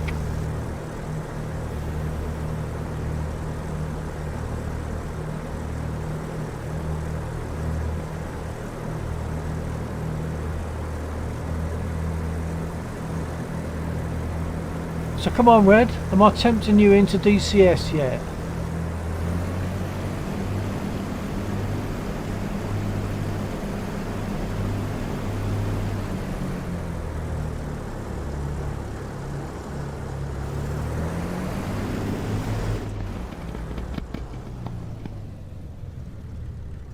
Lexor, copy, status.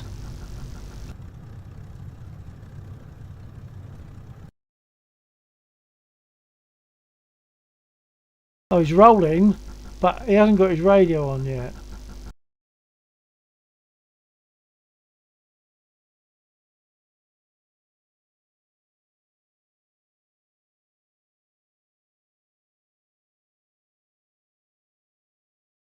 I've just messaged him on something else on Teams just to say, what about your radio?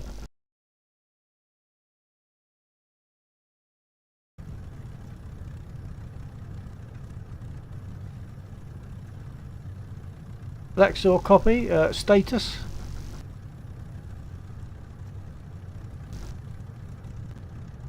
So that IPTT, that's if that's for talking to someone that's in the aircraft with you.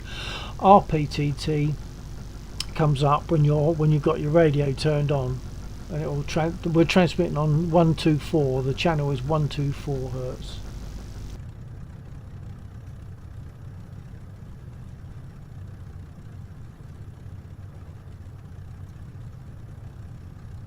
He hasn't got his radio on, obviously. And he hasn't seen my message on Teams yet. I don't want to take off yet. I want it to be a bit more coordinated.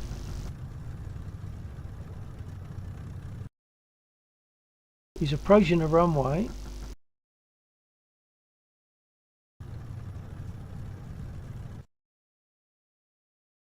One two four. Sorry, I forgot to turn the radio on.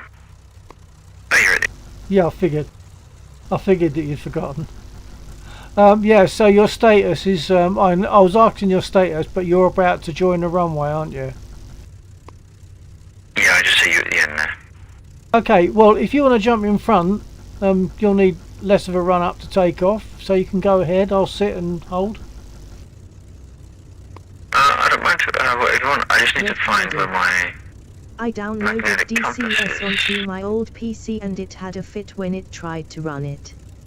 I have new PC now. But my credit card is a bit assume funny with this has gaming one. sites. Sorry, say again, Laxor. Stand by red. I'm just trying to find where my magnetic compass is. Oh, I can't picture in that. Up there top somewhere? Because there's the heading. But the Didn't heading... say that to him. There's something I picked up from Wingling when he was flying the 47 the other night. So you got the heading tape, and you've got your magnetic compass, and you calibrate the heading from the magnetic compass, because magnetic is always correct. But the tape, the heading tends to drift a little bit, so you have to keep recalibrating it. But I can't actually find my magnetic compass to find out what my actual heading is. Is it somewhere like up rather than down on the panel? Or is it sort of up on one of the members of your cockpit, the canopy area? Yeah, I did think that after I'd skimmed around the cockpit, but I couldn't see one certainly going over the arch of the canopy. I can't find one underneath either. No, I just can't remember where it is. I haven't flown it for a while. But You'll notice, by the way, I Red, remember seeing one at the all. sound of Laxor is like a radio. And it reacts like a radio, so if we got something in between us, like a mountain or too much distance, that'll affect the transmission as well.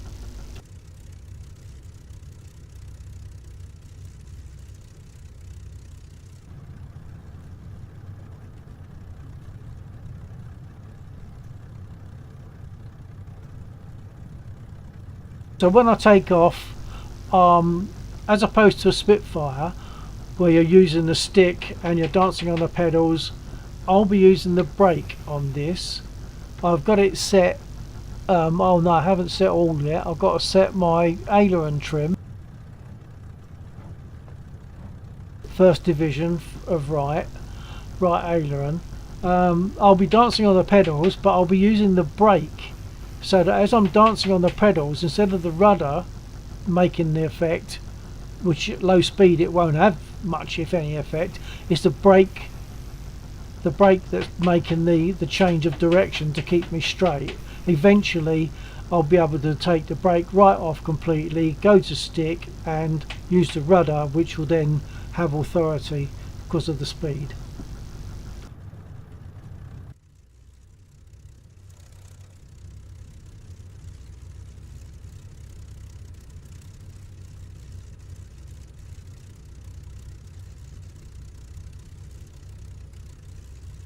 I can't remember where the compass is for Laxor's question in the P51.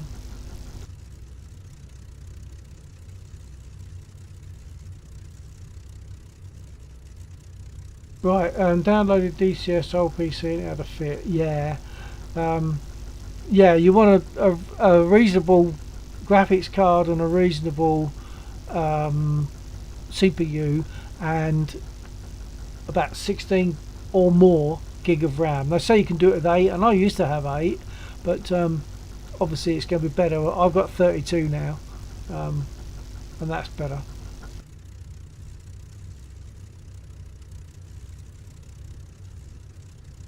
Oh, and your credit card with gaming sites. So you're talking about actually buying an aircraft. It might play up with that. Is that what you're saying?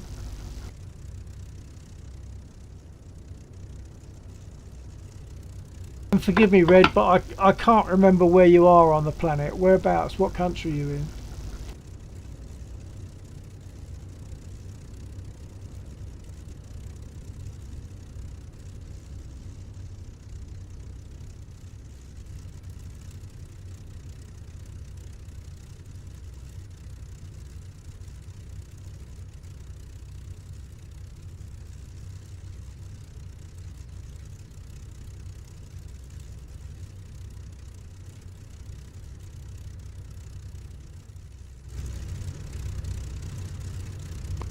Not sure if I pressed the wrong button. It was, I did find it. Jackseed helped me. It's a dial, not a bubble type compass that's in Swift. Okay, well that's good then. I'll wait for you to go, and then I'll follow. Well done, Jackseed.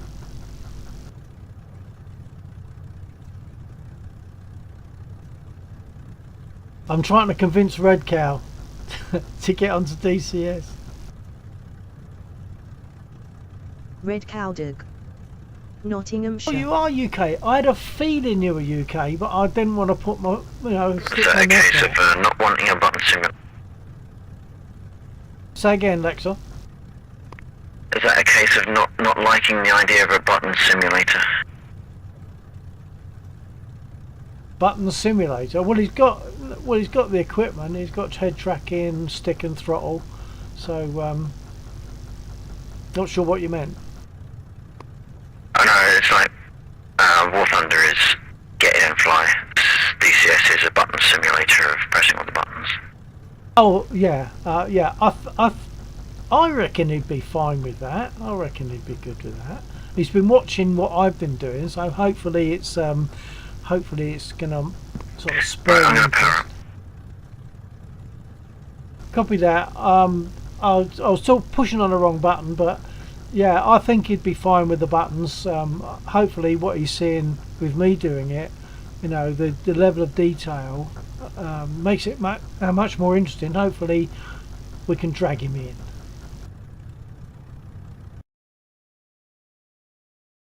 Right, Lexo is rolling.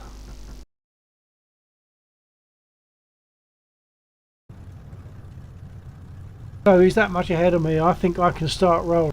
I'm going to start rolling as you are already well ahead of me. Yep.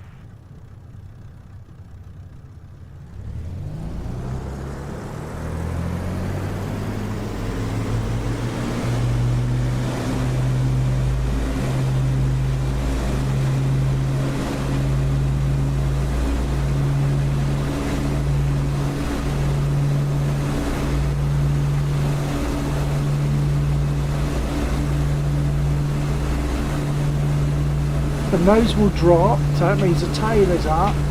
I can release the brake completely, which I've almost done, and then use the stick as normal.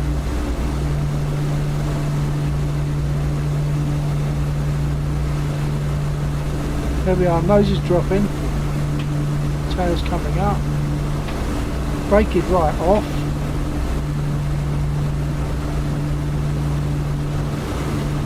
Rotate.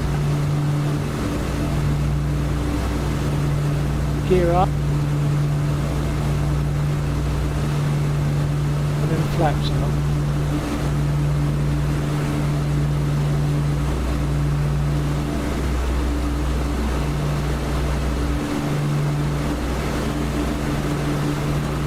Now I've got to find Lexor.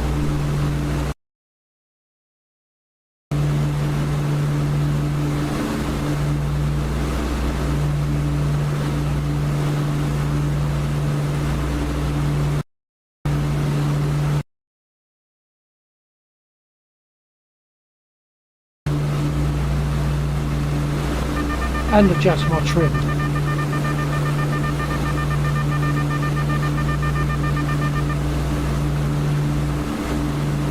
Can't see Lexor. Oh, hang on, did he crash?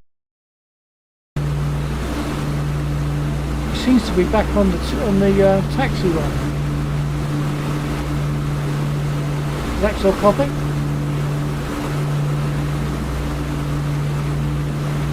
He must have crashed.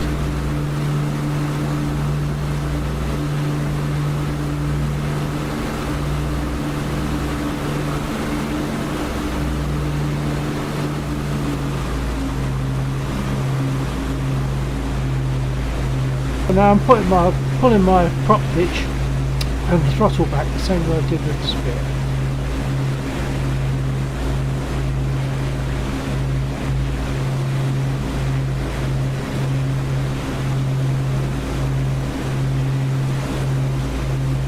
Yeah, that's Lexor. You can't see it at the moment. He's just over to the left, about 11 o'clock, 10 o'clock. I'll give him a buzz.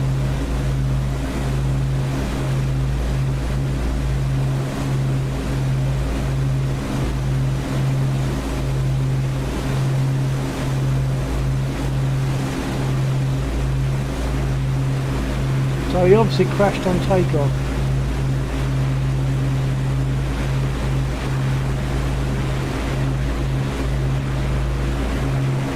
I don't know why the trains aren't moving. I haven't shot any trains, because if you shoot one of the trains and it stops, it causes a logjam behind.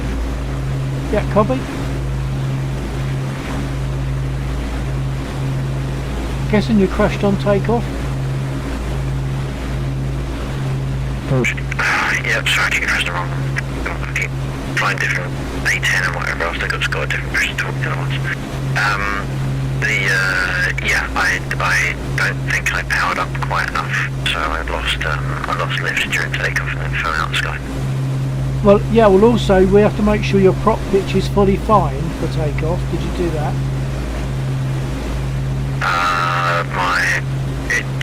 My propeller RPM is all the way forward. I don't know whether I've never touched the prop pitch in this aircraft. Yeah, but I think it might be set fully forward, but when you move it, yeah, it's best to actually just pull back and move it forward again, so it's fully fine, fully forward. Yeah, there is an RPM, which is the black lever with a P on it. So the propeller RPM. That was all the way forward because it was at 0 when I first brought it, so I put it forward. It wasn't just forward by itself. Okay, yeah, I get it. That's good.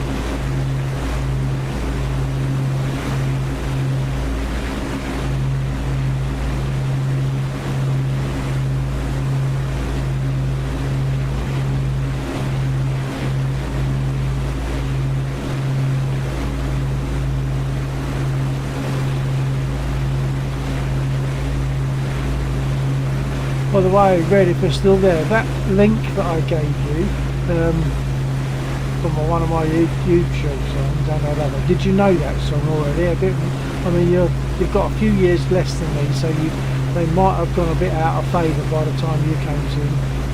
So you might not. I think it was actually on Hard Day's Night though. That song. And I don't know.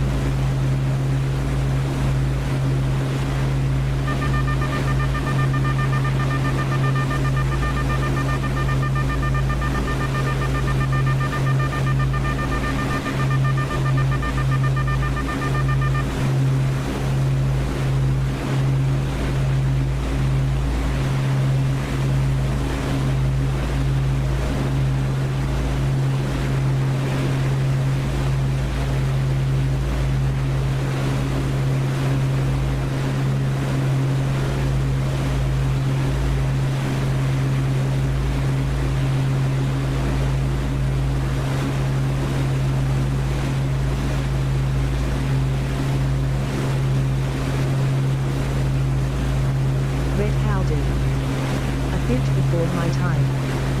But only just. Oh, okay.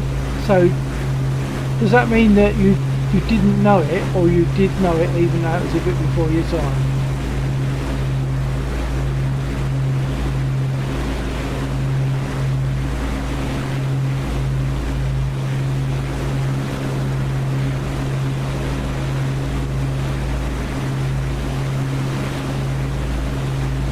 Red Howden. I know it. Well, that's good. I think it's a beautiful song and very significant for me. That was my era. Very special song.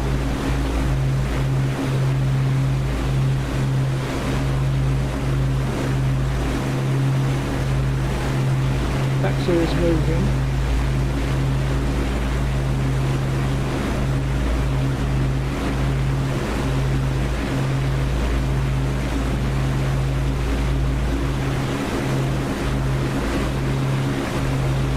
It was.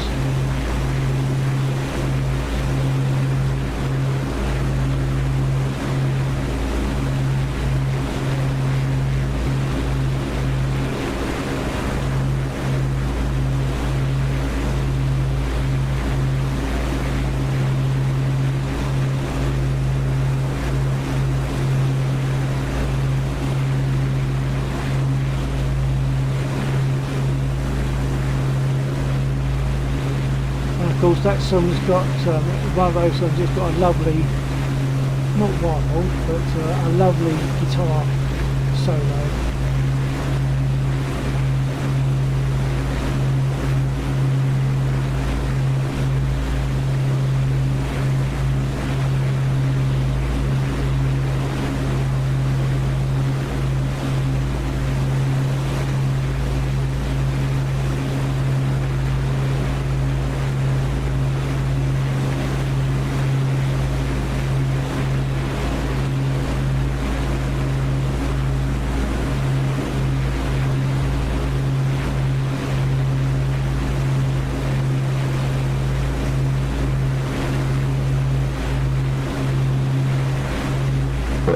Just going to run the engine a little bit. Copy.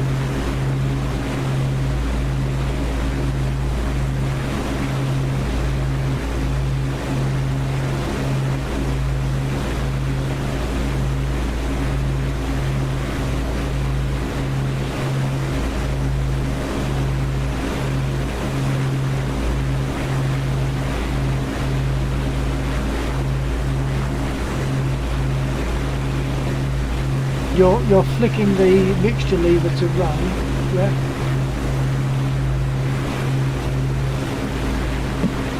Yep.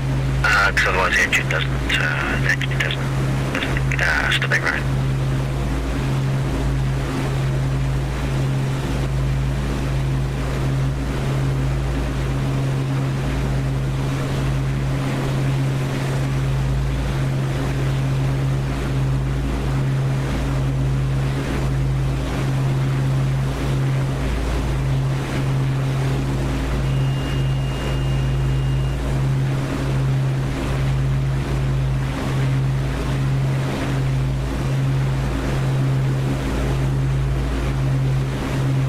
choosing your main fuel tank, obviously. Oh yeah, the engine didn't stop. I just didn't have enough power. Oh, okay.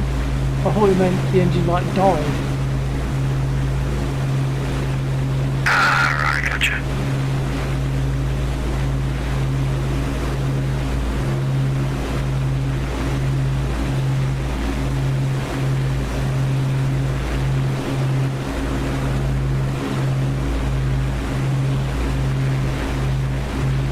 Okay, Lexel's rolling again.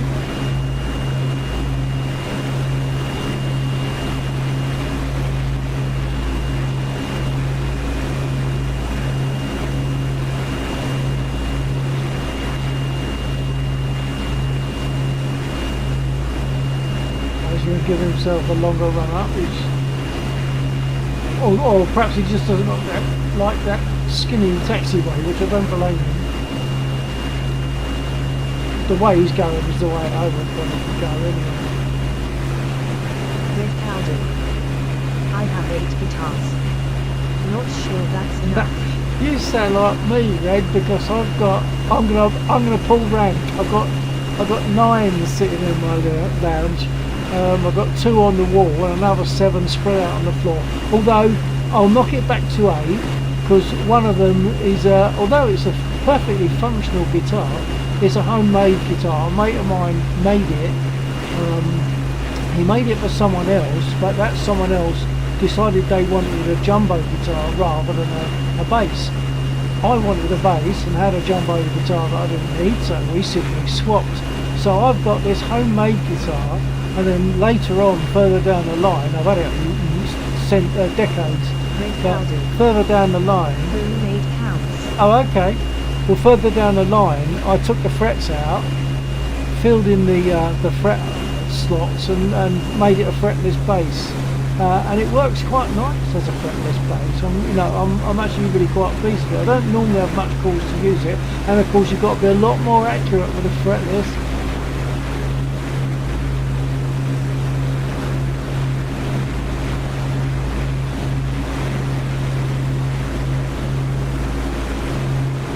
Got Burns Trisonic pickups on it, and that's about as much as I can tell you. A very slim fretboard though. I had to get a different bridge. The bridge that he put on it was a fixed bridge, and I wanted one where you could adjust the intonation individually for each string to make sure it's right. But all the 4-string ones, the gap was too wide. Or it was wide enough to put the strings right along the edge of the fretboard, so it's easy to sort of pull the string off the fretboard. So instead I took that new one off and put on a 5-string, and with a 5-string the strings are actually closer together. Yeah, but those are the guitars you love the most. Well, yeah, it's got special meaning for me because my mate made it, yeah.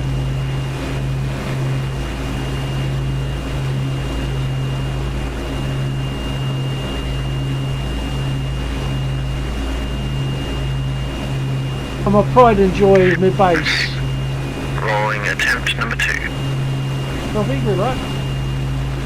My bass, that bass that you're seeing in that And I Love Her video, it's a Warwick 5-string thumb. It's a absolutely beautiful handcrafted bass. I'm not being overly modest or anything. I am not worthy of that bass.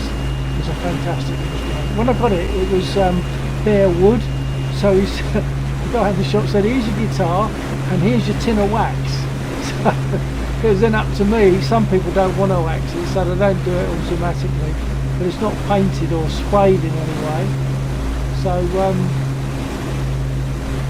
yeah, so I then spent time waxing it, and it's now, as you see on that video, it's got a nice waxy sheen to it, and even smelt gorgeous because it's like lemon beeswax. It's beautiful.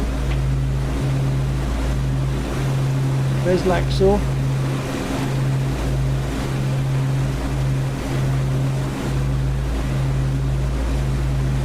You know, turn up at a gig and no matter what the venue is, people still manage to spill beer on the floor. or drop cigar ash. So when you get to a venue, the place can sometimes smell of old beer and ash. But at least I my guitar case, it smelt lovely. Say again, I was talking. Say again.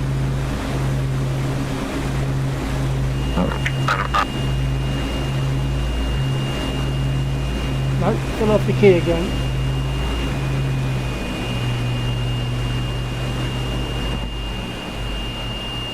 Coming up on your 7. Coming up on your 7.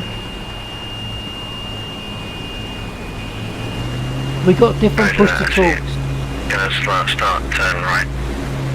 Yeah, copy that. Follow him.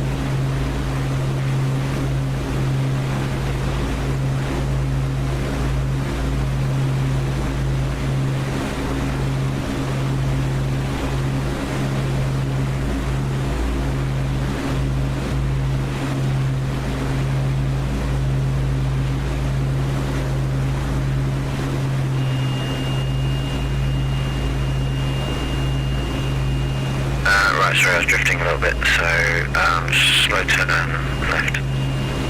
Copy that.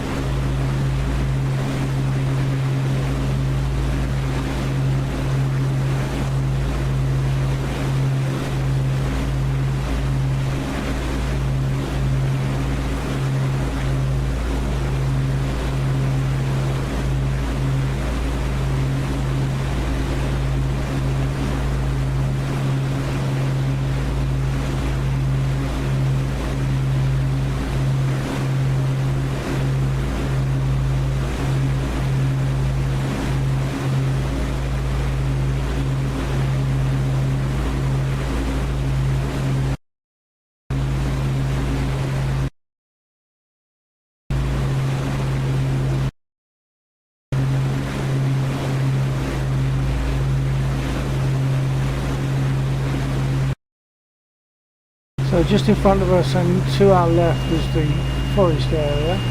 Sorry, getting drifters trying to sort out my trip. Yep, copy that. I'm at your 8.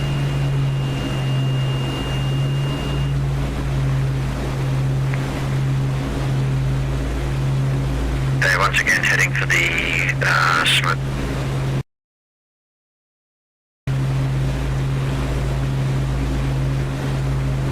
Yeah, copy. My favorite guitars are a totally lacquered Saturite Les Paul copy and Yamaha SG 1300T. Yeah, it's what you love, isn't it? I mean, some things are special even if they're not as good as, theoretically, as good as others. I mean, there's no way I would sell my homemade bass that my mate made, because that's got special significance.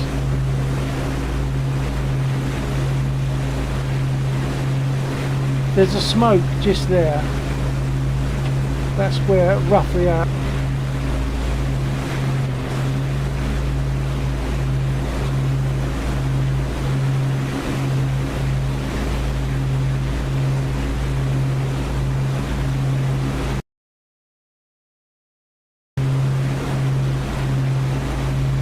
So we're going for the same first initial target as before, because that's right in front of me. It's to your 2 o'clock, 1 o'clock.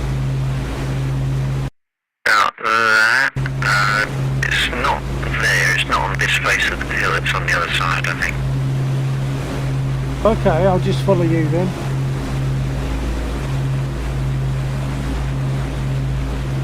There we go. Oh yeah, 1 o'clock. Yeah, on the side of the hill.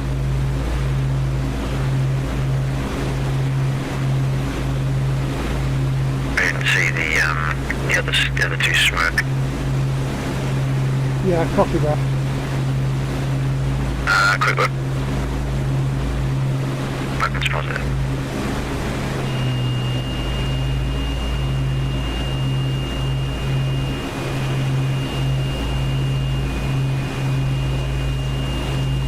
I'm a little bit low, actually.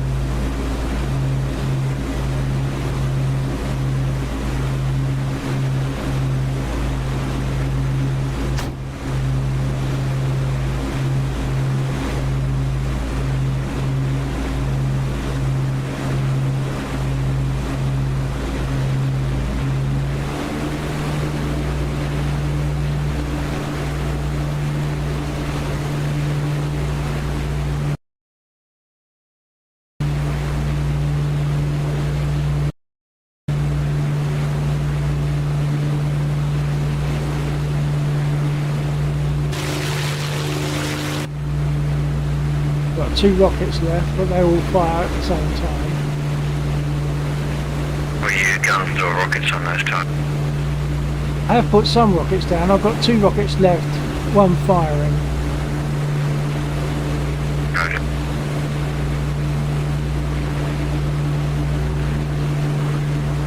I got some hits, but I don't know how much. What's the oh crap, I can't even think of the name of the things that I hit. I think they might have been trucks.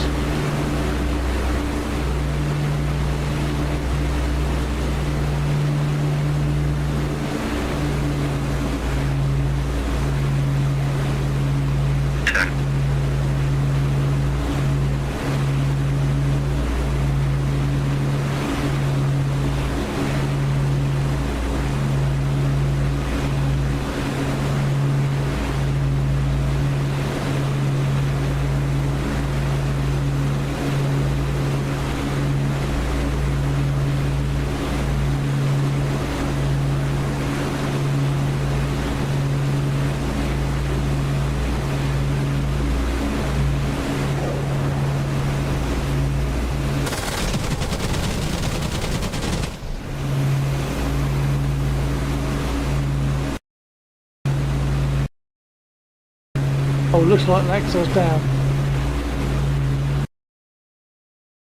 There's nowhere to be seen. He must have crashed and got shot down. Red Cloudy. I got to go now. A bit late as you know. Good chatting with you and useful stuff on DCS. Have a good stream. Thank you, Red. Have I convinced you in any way that you might want to join us in DCS at some point?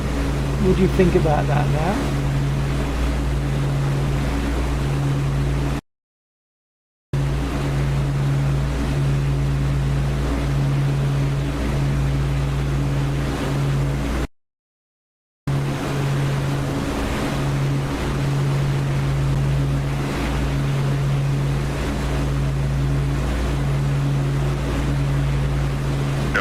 Aircraft. Did you get shot down or did you crash? I hit a tree on the pull-out. What threw me was that as I went in on my run, my rockets weren't firing. I don't know. Oh, I do know why they weren't firing. Yeah, so I was expecting them to fire that, and that put me off, and then I just messed up. Yeah, easily done. I'm probably going to RTB now and fold because I need to be up before 1 o'clock or before lunchtime rather tomorrow, before noon, because number 3 is going to pop over. So I'm going to fold when I get back. I'm going to RTB and then I'll fold at that point.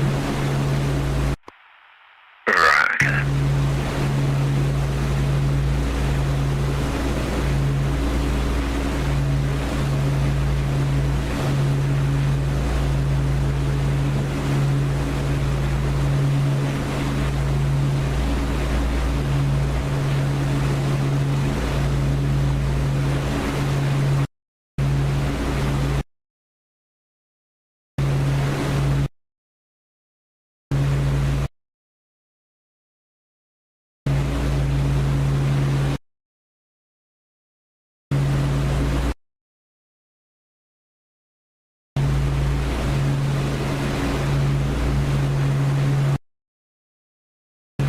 Can't remember where the safe crossing point is on the river.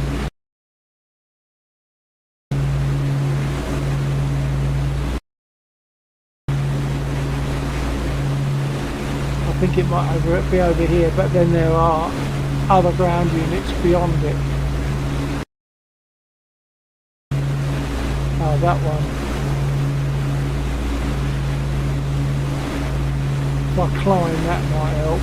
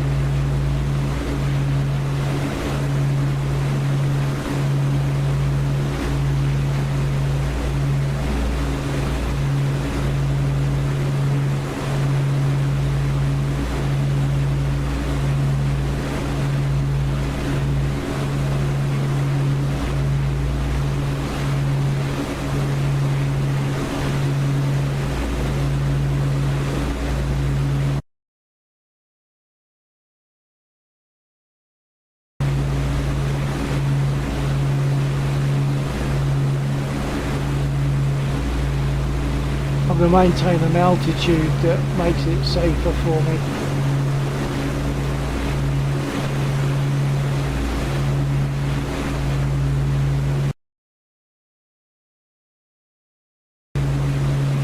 There are 109s ahead of me, but I'm not worried about them. They're non-combatant. They're good target practice, those ones. But there are others that accompany the bombers that they are dangerous. They will be aggressive. They will engage. Okay, I think I'll make a turn now.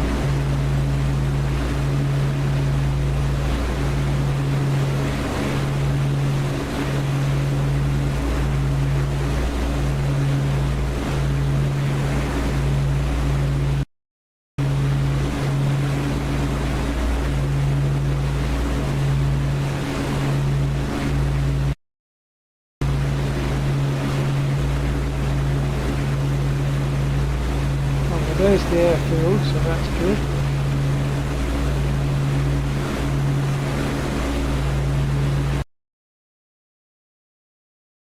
Get past certain areas before I drop altitude.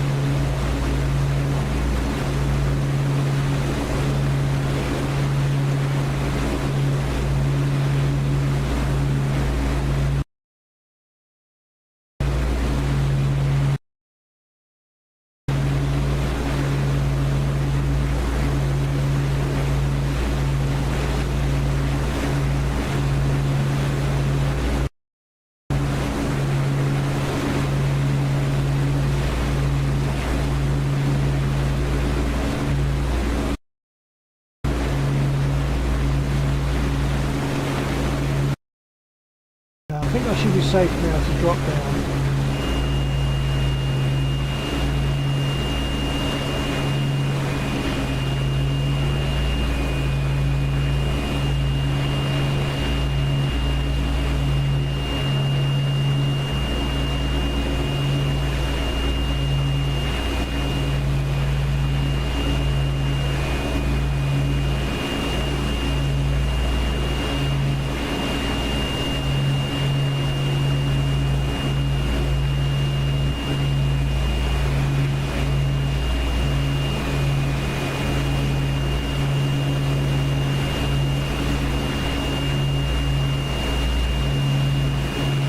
Throttle's fully back.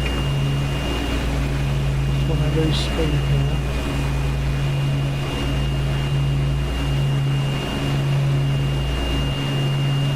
Need to be speed and altitude.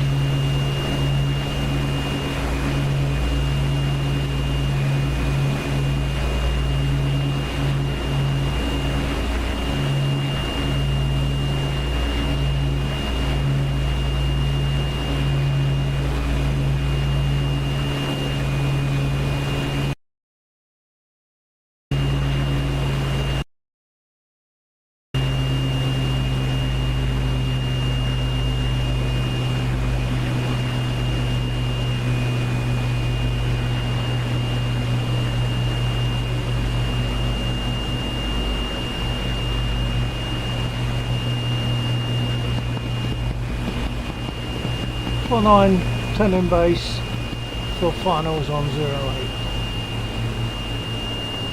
Roger.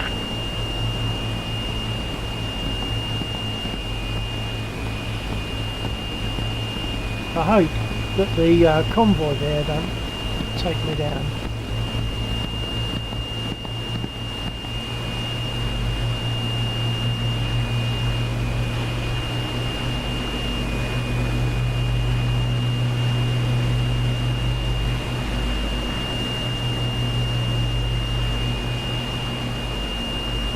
I'll risk putting my gear down. I don't think we're going too fast. And likewise my flaps.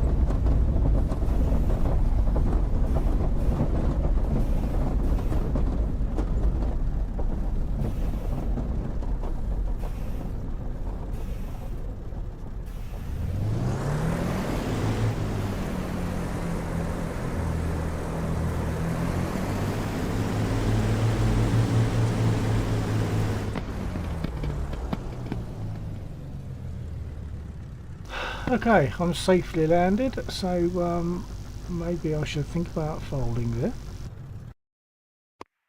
Roger, I see that. Looked reasonably smooth. Yeah, it felt okay, that one. Yeah, I didn't bend any props on anything. My takeoffs are definitely better than my landings, and occasionally I'll get some nice landings, then it all kind of goes pear-shaped for a while and I keep messing them up, but that one was okay. A little bit of bounce, a little bit of wobble, but okay. I think we are at a disadvantage by not being able to actually feel what the aircraft is doing. So although I think I've seen the opposite said, I believe that when you're flying in a flight sim and you can't feel what the aircraft is doing, and despite my seat I still can't feel that the aircraft lifting or dropping, so I think that it's more difficult at the moment. I think it's more difficult to fly a sim than the actual thing.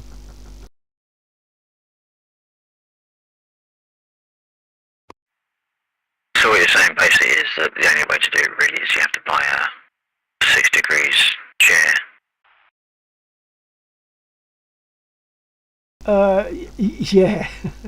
Yeah, well, not even that, because I mean, if you pull up and you're constantly pulling up and pulling G, that can only work for a certain amount of time unless you're actually spinning, unless it's actually turning you over like multi-directional and throwing you fast, spinning you fast enough in a to simulate a climb, spinning you fast enough to simulate the G-forces and stuff. Well, I think once you learn to accommodate without G, I think, but you only need enough to give you the sense of change. So you don't need G-force necessarily, I don't think, but you need to know when there is change, and that's what the moving seats would give you. When you go through that, when you go through zero between lift and sink, rise and sink, then that's when you're going to feel the seat move in such a way. So you don't need that constant sensation of G-force. You just need to know when you've gone from positive to negative. Yeah, I guess that's probably true. However, I'm still not going to buy one. It's only the cost of a small car. True. Okay, I'm going to shove off now, and I'll catch you later in the week. Yep, will do. Alright, my go, take care, TTFN. Yep, take care.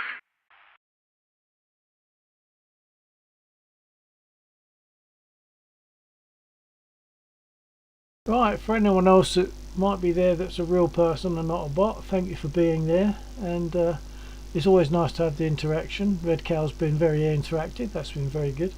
So I'm just waiting for a couple of things and then I'll actually close the stream.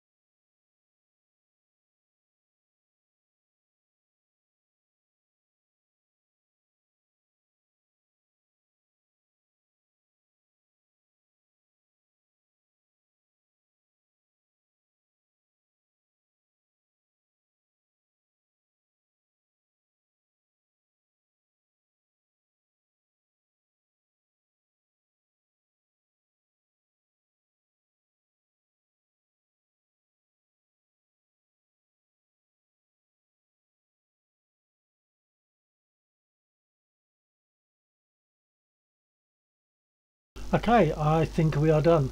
Thank you for being there, whoever you are, if you're not a bot, and even if you are a bot, thank you very much. And we'll be flying again probably, well, maybe even Christmas night, just for a Christmas treat, who knows. Right,